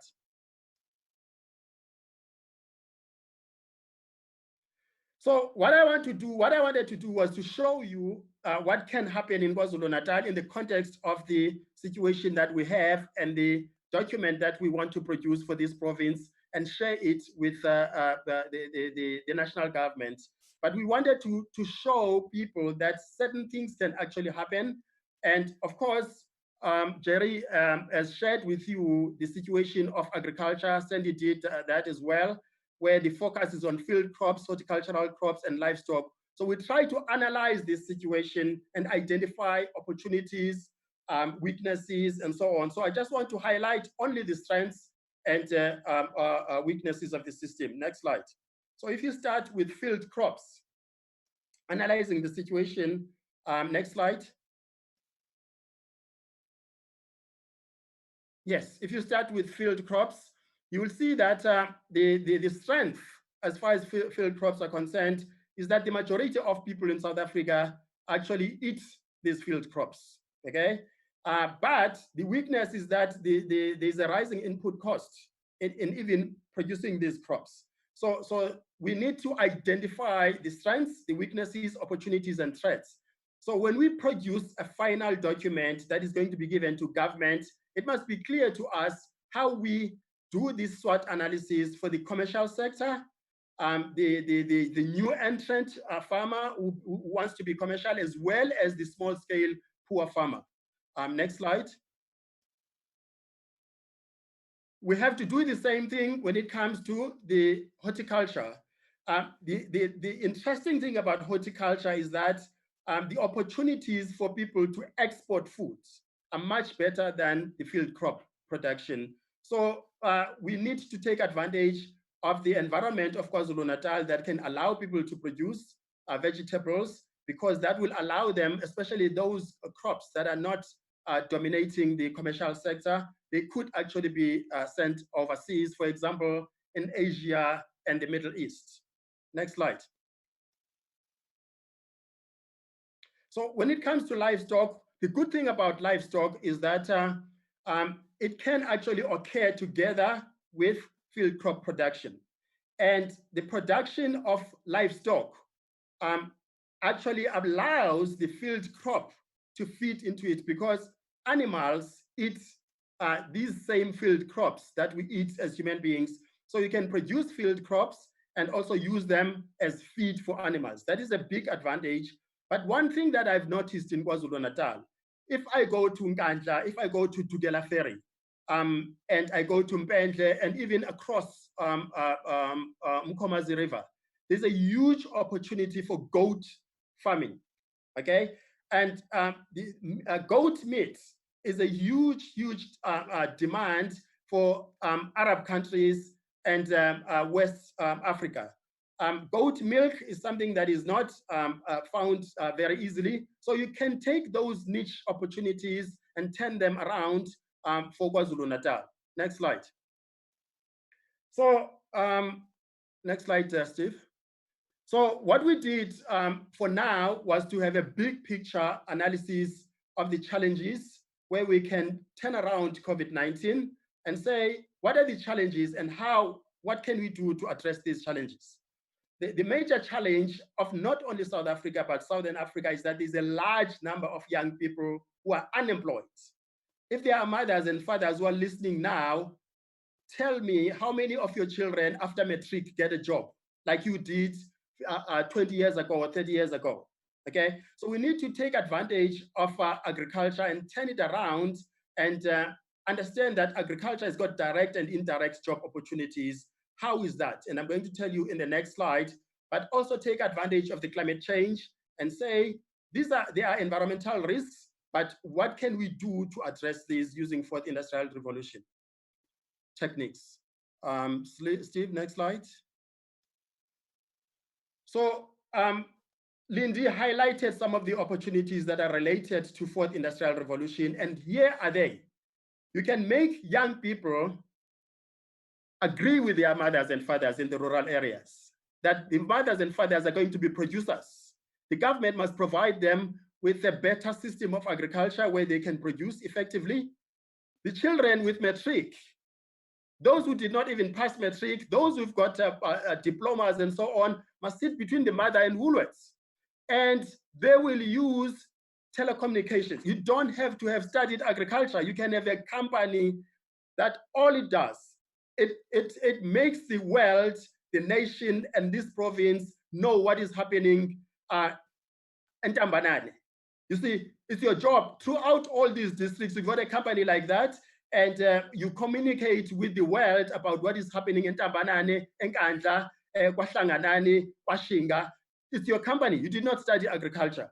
And so you can use the telecommunications and just have a company. The infrastructure must be provided, but you can also be part of that. And so technology for agriculture as well as for the part of the value chain between the consumer and the producer can be taken advantage of. Next slide. So we now, I'm highlighting now towards the end some big picture interventions that we want to propose to the government. We think that for now, immediately, we can purchase the food that is produced by the farmers, commercial and a small scale, and use these to feed the poor communities because the government is trying to feed people at the moment. We can then support, we can have an agricultural system that is supporting, and it is inclusive of the transport service market. So we can take advantage of those people who've got small companies and use them in order to supply these foods to the people. So we also invite the participation of the commercial sector as we do this, so that we can come up with a concrete plan that also identifies and quantifies the COVID-19 impact as we immediately use government funds in order to address the situation. Next slide. That is the immediate one. Medium term, we believe that we need to now plan on a question of education. And it will start with Umagwazana, who has not been to school. We can train that person and make them produce food. So give skills to those people, give skills to those who did not finish matric, and those who finished matric all the way. And you can even give certificates to somebody who does not have a degree, and this certificate can be used for employment elsewhere. So the education of the youth has got to be key. We also believe that if we bring on board the commercial sector, where Kwanalu is in KwaZulu-Natal, we've got Sanso, Agri-SA, and so on, make them part of this and also bring on board the international funding so that this commercial sector can assist the poor people. We also believe that in the immediate term to medium term, the government needs to redirect the focus of its organizations, where there's a strong partnership between them as well as the commercial sector and universities. Next slide. Now, in the long term, we believe that an establishment of the KwaZulu-Natal small-scale agriculture, which must be started now, and this is my dream, where you go to each district and you get the volunteers like EFO. So you establish SMVelo farmers organizations in each district, and you say to these people, I'm going to give you X number of millions as government, and I want it back in inverted commas. I know government doesn't take money back from the people. And I can promise you now that these people can be financially independent with the support of government, as well as institutions such as the University of KwaZulu-Natal. Next slide. So in the long term, we also believe that agriculture must be a production system that is focused on research. It must be research driven, and it must be a kind of agricultural system that has got programs that fit into the fourth industrial revolution. That way, people are not going to look at agriculture as a poor person's enterprise or an area where only poor people work. So it will create a fourth industrial revolution opportunity that allows a lot of people to participate in it. Some of them won't even know that they are in agriculture because they will be more knowledgeable and benefiting from agriculture. Next slide. So in summary, for now, this is what we are proposing. We are proposing three main things.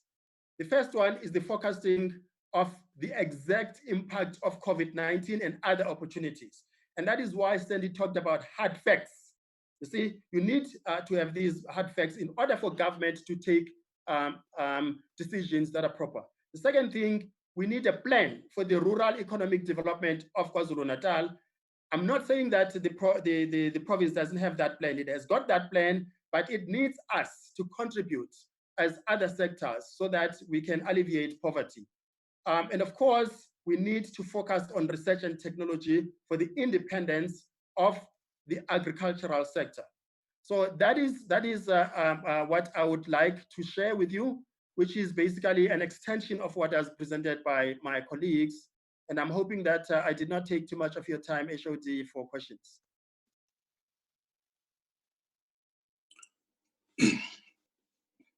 Brilliant stuff, Prof. That was brilliant. Thanks a lot. We are definitely on time. We may proceed with our discussion close just before 7 o'clock. We are getting a lot of good responses from our participants out there. They are really finding the presentations very interesting. Sbongiseni Shabalala, Veynad, and Elihle Ngwane, Phumzile Karan. So the responses are very positive. Thank you to all the speakers, very informative and constructive. Professor Mori was the last speaker. We will then go to questions. And I would like to start from DDG Mfusi to identify the questions that were relevant and were asked within his portfolio. But what I will firstly do is to check with DDG Mfusi to say, for example, to add on what he would like to respond on the questions, like what are the department programs that can assist in the revitalization of the industry. We know that the agriculture had a knock just even before the COVID-19. We faced with a lot of challenges with cheap imports that affected our farmers. The sugarcane industry had challenges. However, KwaZulu-Natal was poised as one of the growing sector in terms of agriculture, where the projection were double-digit growth and a major contributor in the national agricultural output. So said, looking in terms of the questions that have been asked, how do you think we can further revitalize this industry within KwaZulu-Natal as part of the strategy that we want to develop? Because we need to be practical when we submit our final report to the cabinet. DDG Mfusi, you've got 3 minutes.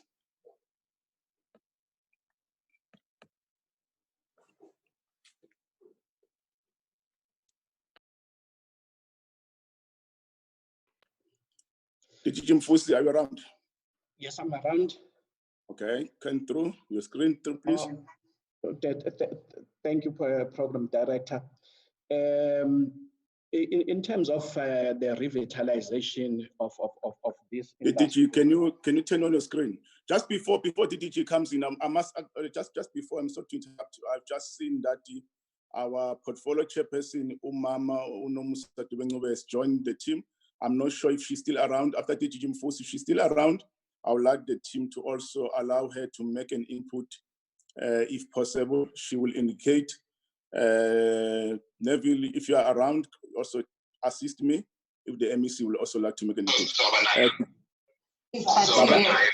But let's say you start here and then come present and then uthole ukuthi ekugcineni if mhlambe department.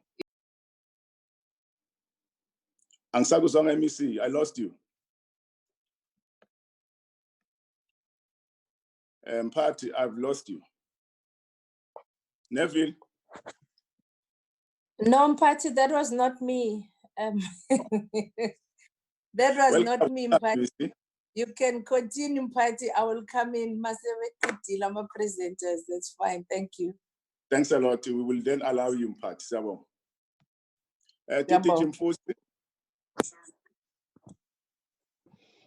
Thank you, Chair. In terms of the practical programs in the revitalization of the sector, there are government interventions that we have started, but I think they need to be upscaled. One of them is the program that the department is championing that is linked to RASET, which is the agri-hubs. In the next 3 years or so, we are intending of developing about 4 agri-hubs across the province, clustering district into hubs, so that we can then be able to tap in within the whole value chain. Another problem that we are experiencing as a province, particularly when you look into the small scale farmers, is the issue of the production of a seed. The department is developing its capacity to produce own seed, both the agronomic seed as well as the horticultural seed, so that we can then be able to play within the sector and be able to support those that are vulnerable within the sector. But another issue that has been touched by the previous speakers is the issue of food security. The department is very strong in terms of ensuring that we support particularly the household and the subsistence farmer in terms of production, supplying them with feed, the issues of goat production, indigenous chicken production. And I think as a last point that in terms of ensuring that we revitalize the agriculture, we should be able to come up with a strategy that supports everybody. Start from the household, you go to subsistence farmers, you go to smallholder farmers, you go to commercial farmers, but you also link those farmers looking into the entire value chain. Thank you. Thanks a lot. We'll check if there's, my technical team will assist me in case there's a hand up, but let me round off with the next speaker. Cyril Teshe also had his hand up. Can we look into that, team?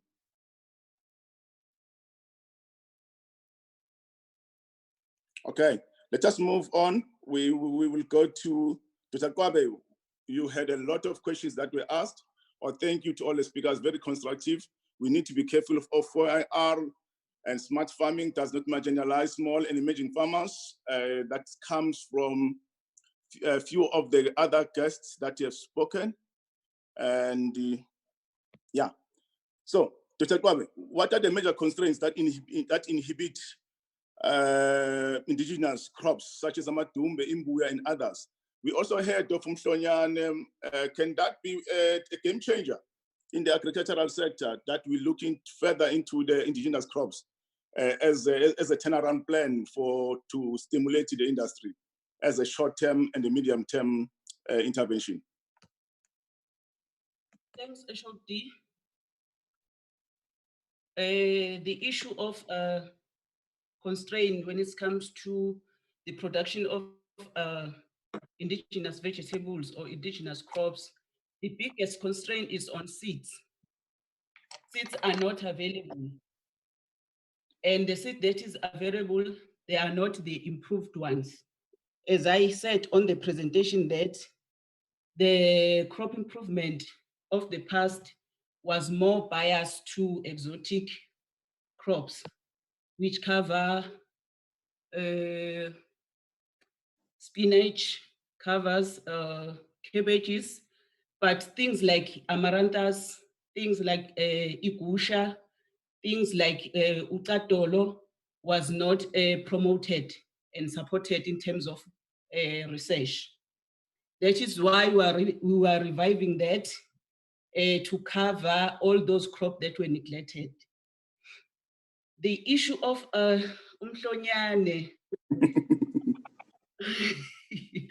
it is a medicinal plant. And from the literature review point of view, there is a lot of things that has been said about it. It has been used in the past in livestock animals if they have got some challenges. But as a department, we don't have a data to support human use like it is now said. It can be used to cure COVID-19. So I think if then with this strategy, we are going now to introduce, I hope HOD will agree, to introduce the medicinal component where we will be doing the propagation of these medicinal plant, so that once we have done the propagation of them, we partner with a medicinal institution, which is the UKZN, for further trials that will be tested in human beings. But for now, I cannot say it can be a cure for COVID-19, but it has a potential HOD. It can be promoted, but on the side of the department, we can do the propagation and see how it can be propagated, and then we can then take it from there. Thank you. Thank Doc. We have few questions. Bernard was saying, can you have the list of attendees and their contact details that will be supplied during the court? We just at the end, and please visit our website. You'll find the information. Interesting presentation by Sibongiseni Shabalala. I'd like to thank Sandy for emphasizing the importance of statistics, which means data. And there's question about the reported death in KZN on COVID. I think that will be relevant for Department of Health. In our next in our next engagement, we might give you that information. Interested that some Pumzile Karane would like, or she would like to have the same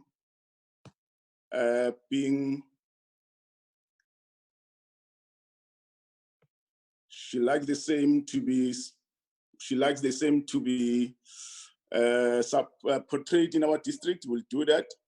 Sandy, what role do you envisage as one, because that's a question that many people have been asking, to ensure the growth of small farmers into commercial viable farms and funding constraints? How do you resolve funding constraints? How do you assist small farmers to address funding constraints? You do mention quite a lot in your presentation, and funding was one of the constraints. How do you address that from the financial institutions? Thank you very much for the questions. I think the value add of working together gives us a collective power. And I think that's critical right now, is to unite as a sector and see how we can leverage off each other to advance. If I go and have a look at the policy environment, there are cross-cutting issues that we need to address together. And in doing so, that will bring that leverage that we require. And you mentioned particularly around the financial sector. I think that for far too long, we've perhaps worked in isolation. And I think now's the time for us to unite and approach the financial sector in particular to see how we can work together and put that blended package together in whatever form that might be, or come up with solutions that are going to be workable for the KZN model. And I think we all know that our province is quite unique in many circumstances, and there's certainly opportunity that exists. And perhaps we haven't leveraged off each other enough to go and get that support, that financial commitment that we need to see particularly small growers being able to access those funds through whatever collateral they have or what may be available. And that's why I say those blended packages, how do we work together and unite in order to achieve some form of economic growth and sustainability going forward? I also think that the commodity structures add a huge amount of value, because through their expertise and skills, there too we can leverage off for production loans and other opportunities that may certainly exist. So from our side, you know, in this limited conversation time we've had tonight, we feel that we can play a valuable role, and we're committed to do so. So certainly going forward, when we've identified those programs, those pillars, we will see what role we can play and how do we bring together the relevant stakeholders, and how do we work together to leverage off each other to bring that collective value, the collective power, the collective unity in order to achieve the growth that this province so desperately needs at this time. So thank you very much.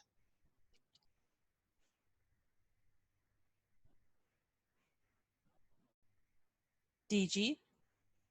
Sandy, I will come back to you. The issue of water rights.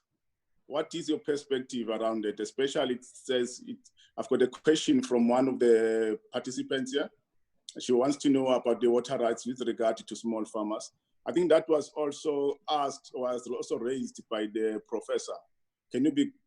What is your experience in the industry around it? How can we inculcate in our final presentation or final document that we'll submit to cabinet to say, how do we address it as an immediate solution to revitalize the industry?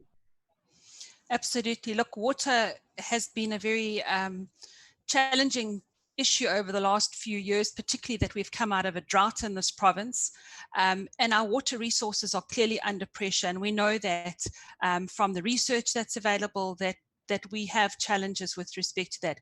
However, we had a very interesting conversation and meeting just a few months ago with members of the Department of Water and Sanitation, where we had an extremely constructive debate around what are the challenges and how do we start addressing those. And we were very pleased to hear that the department and I think we would also be able to get them to assist us in having a look and seeing what those solutions are and how do we ensure that water is made available, what that resource looks like and how do we manage it. So it would be, I think, useful in our conversation going forward in our plan to obviously pull in that department to give us those answers. But as I say, when we met with them and we had our conversation with them, there are challenges, whether it be with respect to the pollution of our water, the quality of our water, and that's obviously critical to the growth of crops and our livestock. So, you know, from our side, again, as I say, we're working with the Department of Water and Sanitation to see how we can manage our water resources better and obviously look at quality, etc., going forward. So, yeah, it is, again, one of those important and critical resources that we have to protect and make sure that we use it in the best manner that we can and at the end of the day. We'll move to Lindiwe. Lindiwe, a lot of people, I had a lot of people who were highly excited. A friend from the States also highlighted Ujo Davis, was so impressed with your presentation. He's currently in the United States. He was also saying you were on point. Look, for the Department of Agriculture, we've got colleges which provide the curriculum. And the reality is it relevant? How do you then transform that curriculum? We want to migrate to artificial intelligence, robotics, IoT. Can that be introduced tomorrow in our colleges as a start so that the graduates we produce are relevant in terms of skills? You mentioned skills in your presentation. Many people that were asking young people, Unyawo, who's one of our youth structures president in the sector, also is interested and was raising a question around that. How can we transform the curriculum? Can we do it tomorrow as part of the post-COVID intervention? Lindy, I'm here. Yes. Thank you very much. Can you hear me? Yes, ma'am. Okay, thank you very much. The issue of skills in the fourth industrial revolution industries, including agriculture, is very critical. And yes, unfortunately for us, is not something that we can postpone because the world is moving and is moving without us. So we actually have to pick up our socks up and move. I'll give an example. Our government has already started with your basic education to actually reshift our education to ensure that it speaks to this new era that we are entering. However, more needs to be done on the ground, and I think even Prof Modi indicated something critical here, that even our farmers in the rural areas, Mama Mkhize, Mam Dladla, Mjezi, Nasemlazi, who are farming, they need to be skilled because they don't need any fancy university degree. It's your general knowledge of skilling of how to be tech savvy and be able to trade in the e-commerce. So there is two sides of skilling. The one which is formal, your universities and colleges, which is very critical. And actually speaking about that, the Presidential Commission on the Fourth Industrial Revolution has 8 recommendations that they have actually given to the government and His Excellency President Cyril Ramaphosa. And our biggest number 1 recommendation is to actually establish an African Artificial Intelligence Institute. And the reason that is important for us is that we can see that the issue of artificial intelligence being run in main languages like your English is problematic, and it will show problems for us in terms of South Africa being different linguistic. So we need to have an African friendly, let me be specific, South African friendly, and maybe to be more even specific, the Zulu friendly artificial intelligence programs that will be able to communicate in isiZulu to Umama Mkhize, who is able to go and get a contract to go and supply a certain market somewhere in Africa. So the issue of colleges and reskilling and shifting our education is very critical. And yes, I must agree with you. It's something that needs to be done yesterday, not even tomorrow. We have been slow in terms of moving towards the direction. We knew that this wave of change is coming by the year 2012, but it only took us 7 to 8 months to 8 years as a country to actually move faster in that direction. So yes, KZN needs to take this seriously if it is to actually change the nature of its agricultural sector, and not only agriculture, but its provincial sector, but also just nationally as a whole. So the issue of skills is critical. And maybe then it's where the industry, which is one of the conversations we've been having, where the industry and your academia, your university needs to start having a strong relation, because industry knows better about the developments which are happening in certain industries. I'll give you an example. I mentioned something about precision agriculture. And I think I saw one of the questions here, which actually did indicate that we need to be very careful of 4IR, that it doesn't kill jobs. I always want to change the language of 4IR killing jobs. And the reason why, when I started with my conversation, I gave you a picture of human evolution, that as human beings, we've always been evolving since the beginning of time. And this is another part of evolution. So in evolution, certain things have to die, not because of any sinister ways, but it's a nature of evolution. So while this world moves towards what you call your convergence world of technology, certain skills will be needed and certain skills won't be relevant anymore. As much as we can see some business are dying, certain businesses will be born and will actually prosper, and certain business will die. We can see right now that the biggest newspaper in South Africa, it's closing shop. We read that last week. We know that the aviation industry is suffering, and it needs to be revitalized and make sure that it speaks to this revolution. However, even the fourth industrial revolution is not run it's run by the people. So we need to reskill our people and make sure that even our reskilling, it speaks to the era that we are in. Reskill even the labor. As I've indicated, that other countries, being a European Union, which we visited last year, and Asians and other people, they have been brutally and forcefully skilling and reskilling their labor. I know you are passionate about this. You told I'm me sorry. that. So yes, it has to be. I will have to stop you there. Yeah, let me allow the prof to come in before I allow my principals to also make some remarks. Prof, you will also put closing remarks on behalf of the panel before I allow my principals to the MEC for Economic Development to make an input, and then I will allow, unfortunately, both are my bosses at some point, former boss and current boss. They are going to be speaking after the prof. And what will happen is that before the prof come in, there's a question from James Fan who said, how do we make our intervention impact farmers in a long term instead of having a short term? How do you ensure that our Black farmers are self-sustainable? How do we create an infrastructure ecosystem which will create self-sustenance within our Black farmers, so that as we support them as government, at some point, they will then become independent and self-sustainable?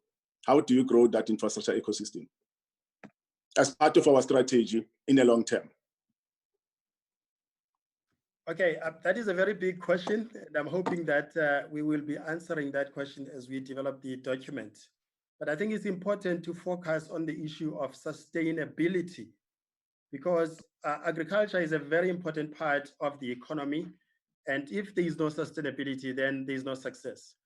The first thing that we need to do is to find out what are the new technologies that can assist us to make sure that we do not lose the resources that we have in agriculture, which are not renewable. Okay, so a lot of poor farmers are actually destroying the land. You get a lot of soil erosion in many places. I mean, if you drive from KwaZulu-Natal to the Eastern Cape, the first thing that you see is dongas and those sort of things. So to me, that's where we need to start, so that we protect the environment. And then we come up with skills and technologies that are going to allow people to be able to use them without difficulty and with it not being so expensive. So that is the starting point. But more importantly is the refocus of the policy to support these plans by the agricultural sector as a whole.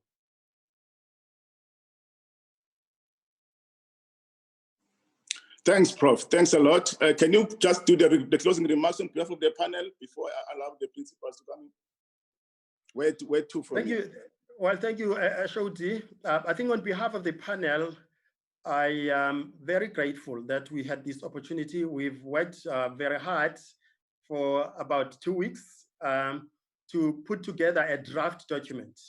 Our draft document has been shared with you in these presentations, and I'm hoping that you saw them speaking to each other. I'm hoping that you saw this nexus, this interconnectedness in our presentations, and hopefully you saw some kind of a direction that we want to take. But I'm also hopeful that you see some gaps. So please, colleagues who are participating, share your questions and inputs to the Department of Agriculture. And those of you who've got our contact details, I'm very impressed that some people have already shared with me some comments and documents and asking me to put them in the bigger picture. So I'm hoping that you benefited, we benefited as the panel, and as we move forward, we are going to develop this document so that we can share it with the national government. But we want KwaZulu-Natal to be the model when it comes to this issue. Thank you, Prof. Honorable MEC Dubengube, are you still around, MEC? Can I allow you to make an input? Thanks a lot, ma'am. Over to you. Thank you, HOD. Good evening to my MEC, my leader, my sister there, MEC, and all the co-conveners of this sector, as well as to all the panel members. And thank you very much for the very vibrant discussions that have ensued at this webinar.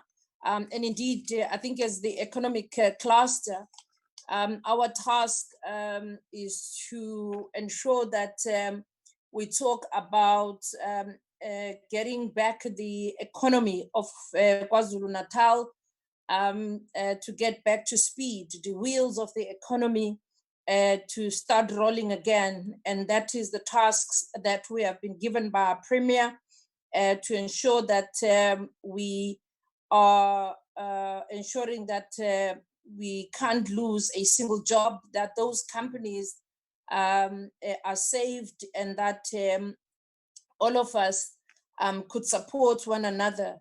That is why we have ensured that we have as diverse participation as possible when we have these webinars as the economic cluster. And for us, it's not about talking about the animals, how do you have the animals and the goats and the pigs and the cows. It's about the economics of the cows and the goats and everything.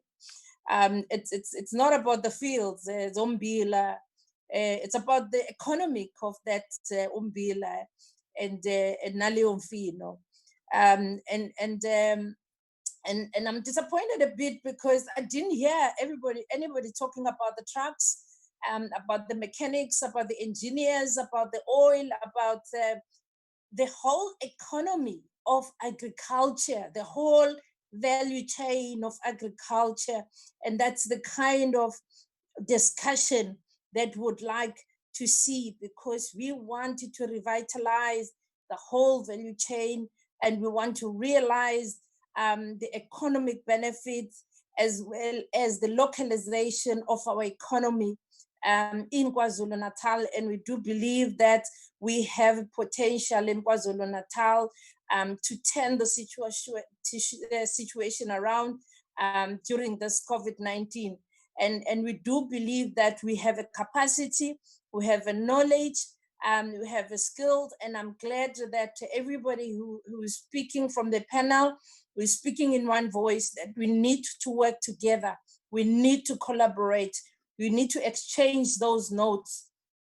We need to ensure that we share from the same hymn book that is saying, if we work as a family of KwaZulu-Natal and capacitate one another, we are going to see good things happening in KwaZulu-Natal because there is a lot of reskilling, and I'm glad somebody spoke about the reskilling. When we talk about the economy of KwaZulu-Natal and the whole globe and the whole country having taken a serious knock, we see the tourism industry that is very unlikely to recover. You have the whole workforce in the tourism sector that must be reskilled to come into the value chain of agriculture. You have the whole value chain of the industry of agriculture, be they its crafts, be they, as I was saying, that a boat driver of these gandas and abakandi and I heard somebody talking about the 4RR, and you would know, Patty, that for us the 4RR is the way to go, and for us the 4RR is the key driver for creating even more jobs. But more than anything else, it is going to be ensuring that as the agriculture sector, we have that competitive edge, that we are able to compete with the rest in the globe, in the African continent, because we have to make sure that when we produce, we are producing something that is going to be able to compete within the market. we've got to make sure that we repurpose our businesses, and we call it recalibrate our businesses. We need to see innovation coming in. We want to see the competitiveness. We want to see innovation, leadership coming into this industry. So for us, if somebody is saying, how do we ensure that Black farmers are self-sustainable? That for me, there can't be a Black farmer who's not self-sustainable, because the fact that you're a farmer automatically means that you have to be self-sustainable, because there's a huge value chain, as I say, in the market. And that is why probably the whole discussion needs to be broader when we discuss, but also identifying some of the areas in the market where we believe that there are areas within our markets in KZN where we can compete, but also even compete amongst other provinces in South Africa as KZN.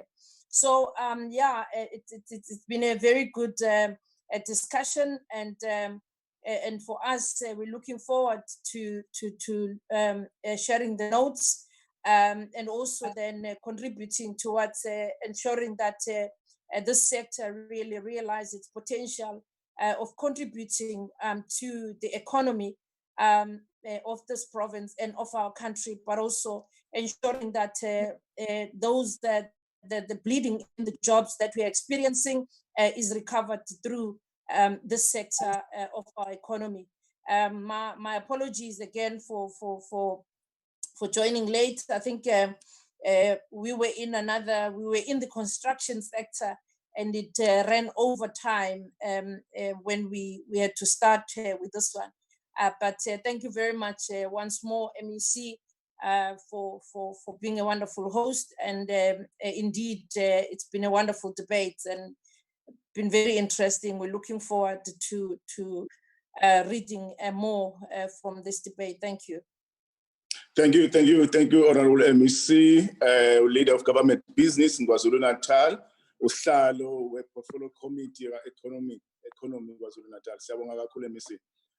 Ma'am MEC, Ma'am Sithole Mloyi will give us the final remarks, and then I will then thank the other members who have joined us. MEC, Honorable Mloyi. Thank you, HOD. And also want to thank my colleague, MEC Dube Ncube, chairperson of ACID, my sister and my leader. Thanks very much. We understand that you were also on the other engagement, but what is important is that we try to ensure that we are coordinating this recovery plan in a manner that is going to ensure that everybody has an opportunity to enhance the plan that we are going to present before the cabinet to move forward, and also from the cluster committee. I believe that I find it very interesting to hear how the diverse stakeholders come on board and express themselves on what they think we should be doing and what they appreciate as we are doing as the Department of Agriculture in KwaZulu-Natal.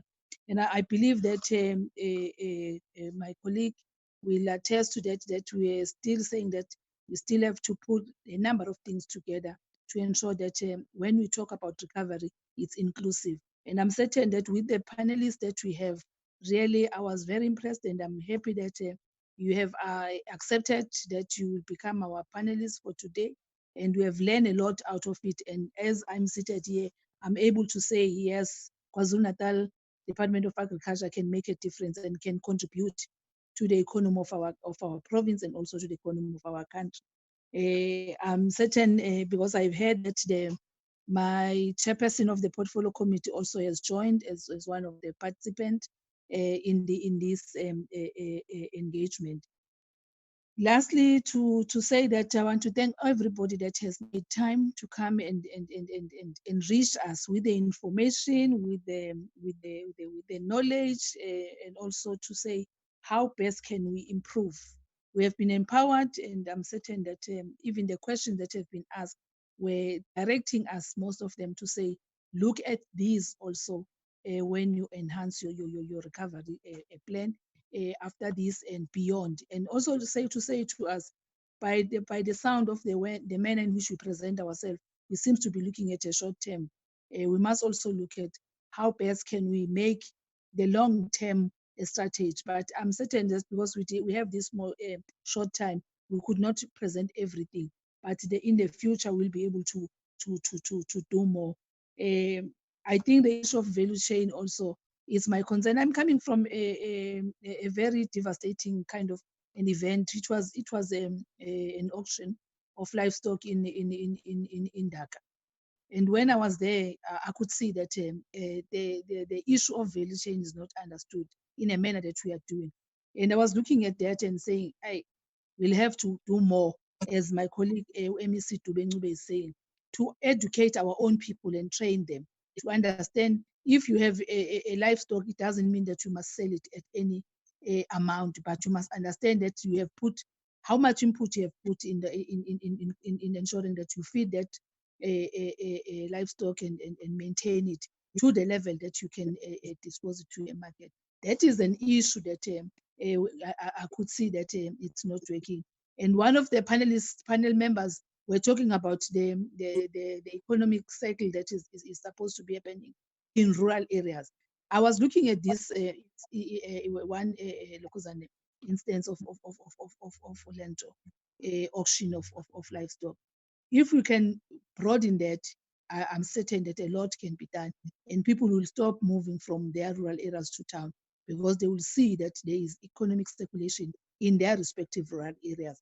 And I think I'm in support, and I'm empowered and also informed with the presentations that are here, even including the presentation on the fourth revolution, and also how we should actually be doing smart agriculture as the department to enhance our capacity and also maximize our productivity and the contribution in the economy of our country.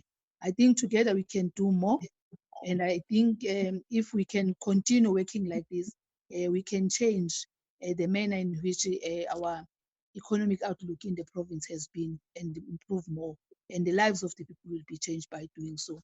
And it's clear that working together, we can do more, and we can contribute in the economy of our country and better the lives of our people and create more employment and elevate poverty, because we are stuck in those, and inequality will be addressed if we are looking in the manner in which.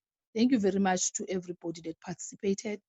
And I'm also saying that it's not the end of it, and I'm certain my chairperson of SED will also pardon me, because I've also delayed her in her meeting with this activity that we are having. But thank you for allowing us. We'll join you in the next meeting.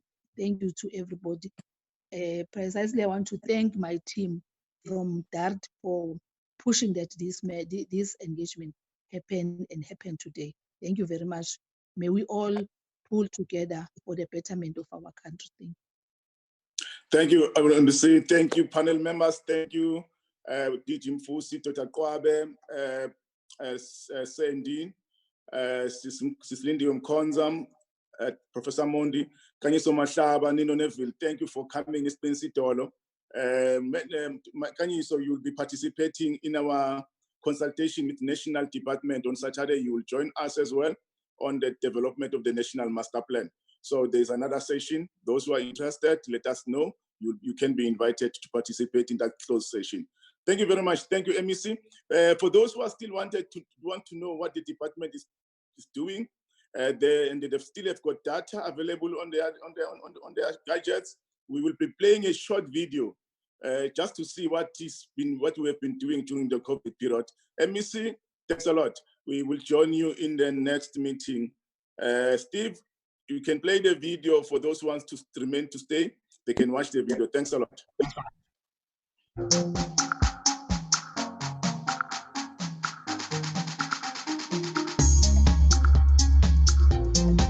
As MEC for Agriculture and Rural Development in the province of KwaZulu-Natal, I invite all small-scale and household farmers to apply for the government assistance that has been announced by our national minister to assist our farmers in the recent outbreak that has happened of COVID-19. We also want to ask the farmers to come and collect the forms that has been designed for them to be able to benefit in the assistance.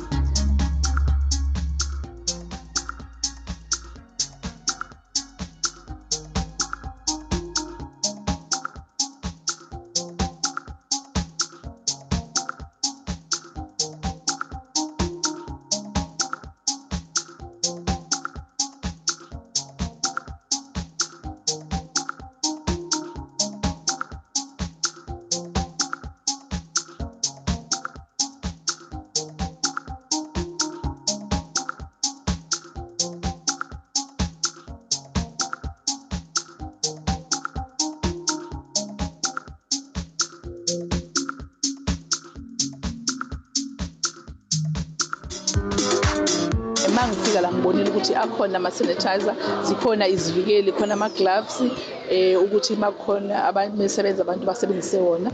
Zonke izinto ebezilindelekile bazenzile.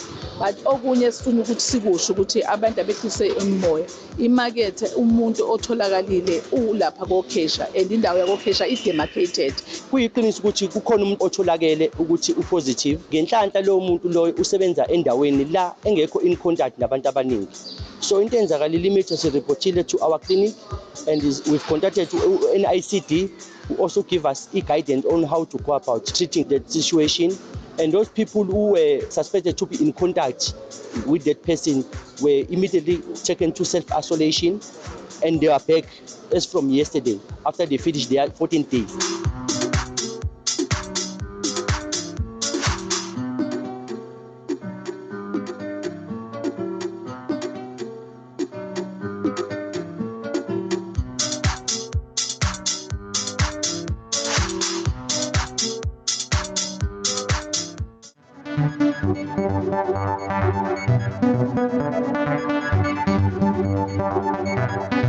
La sesikhona sise kwamanye amalebhu ethu eDepartment of Agriculture lapho kuhlanganiswa khona i-sanitizer ngabasebenzi be-laboratory yethu ukuthi ke iqala kuphi bahlanganise yeni bese kuphuma ke i-sanitizer. So we do not start as a hand sanitizer. That's not our mandate. We started to do a solution that's going to cleanse, disinfect, and sterilize the environment so that we've got accurate results. So we ended up doing this now so that we can assist other departments, which are our colleagues, to make sure that they've got clean environments as we work.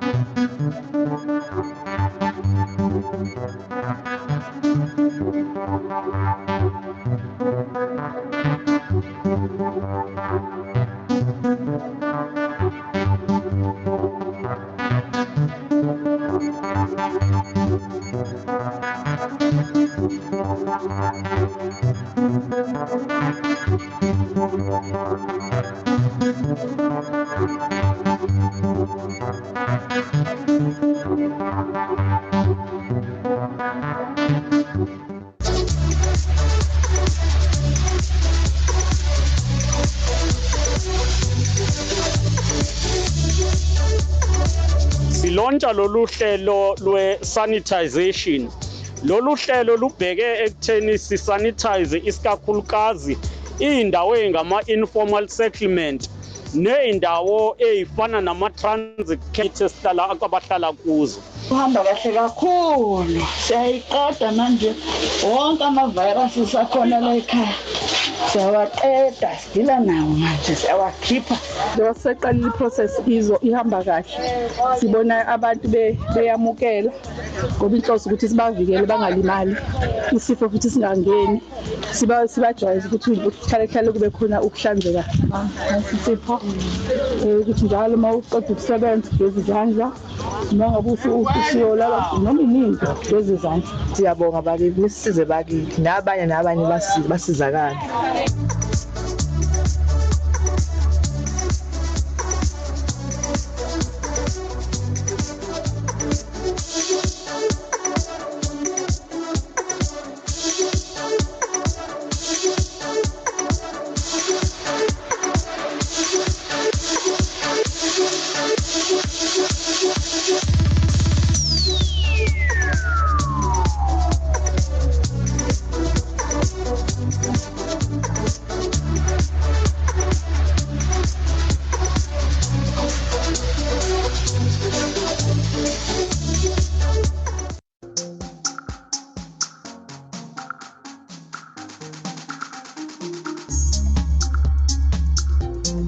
As MEC for Agriculture and Rural Development in the province of KwaZulu-Natal, I invite all small-scale and household farmers to apply for the government assistance that has been announced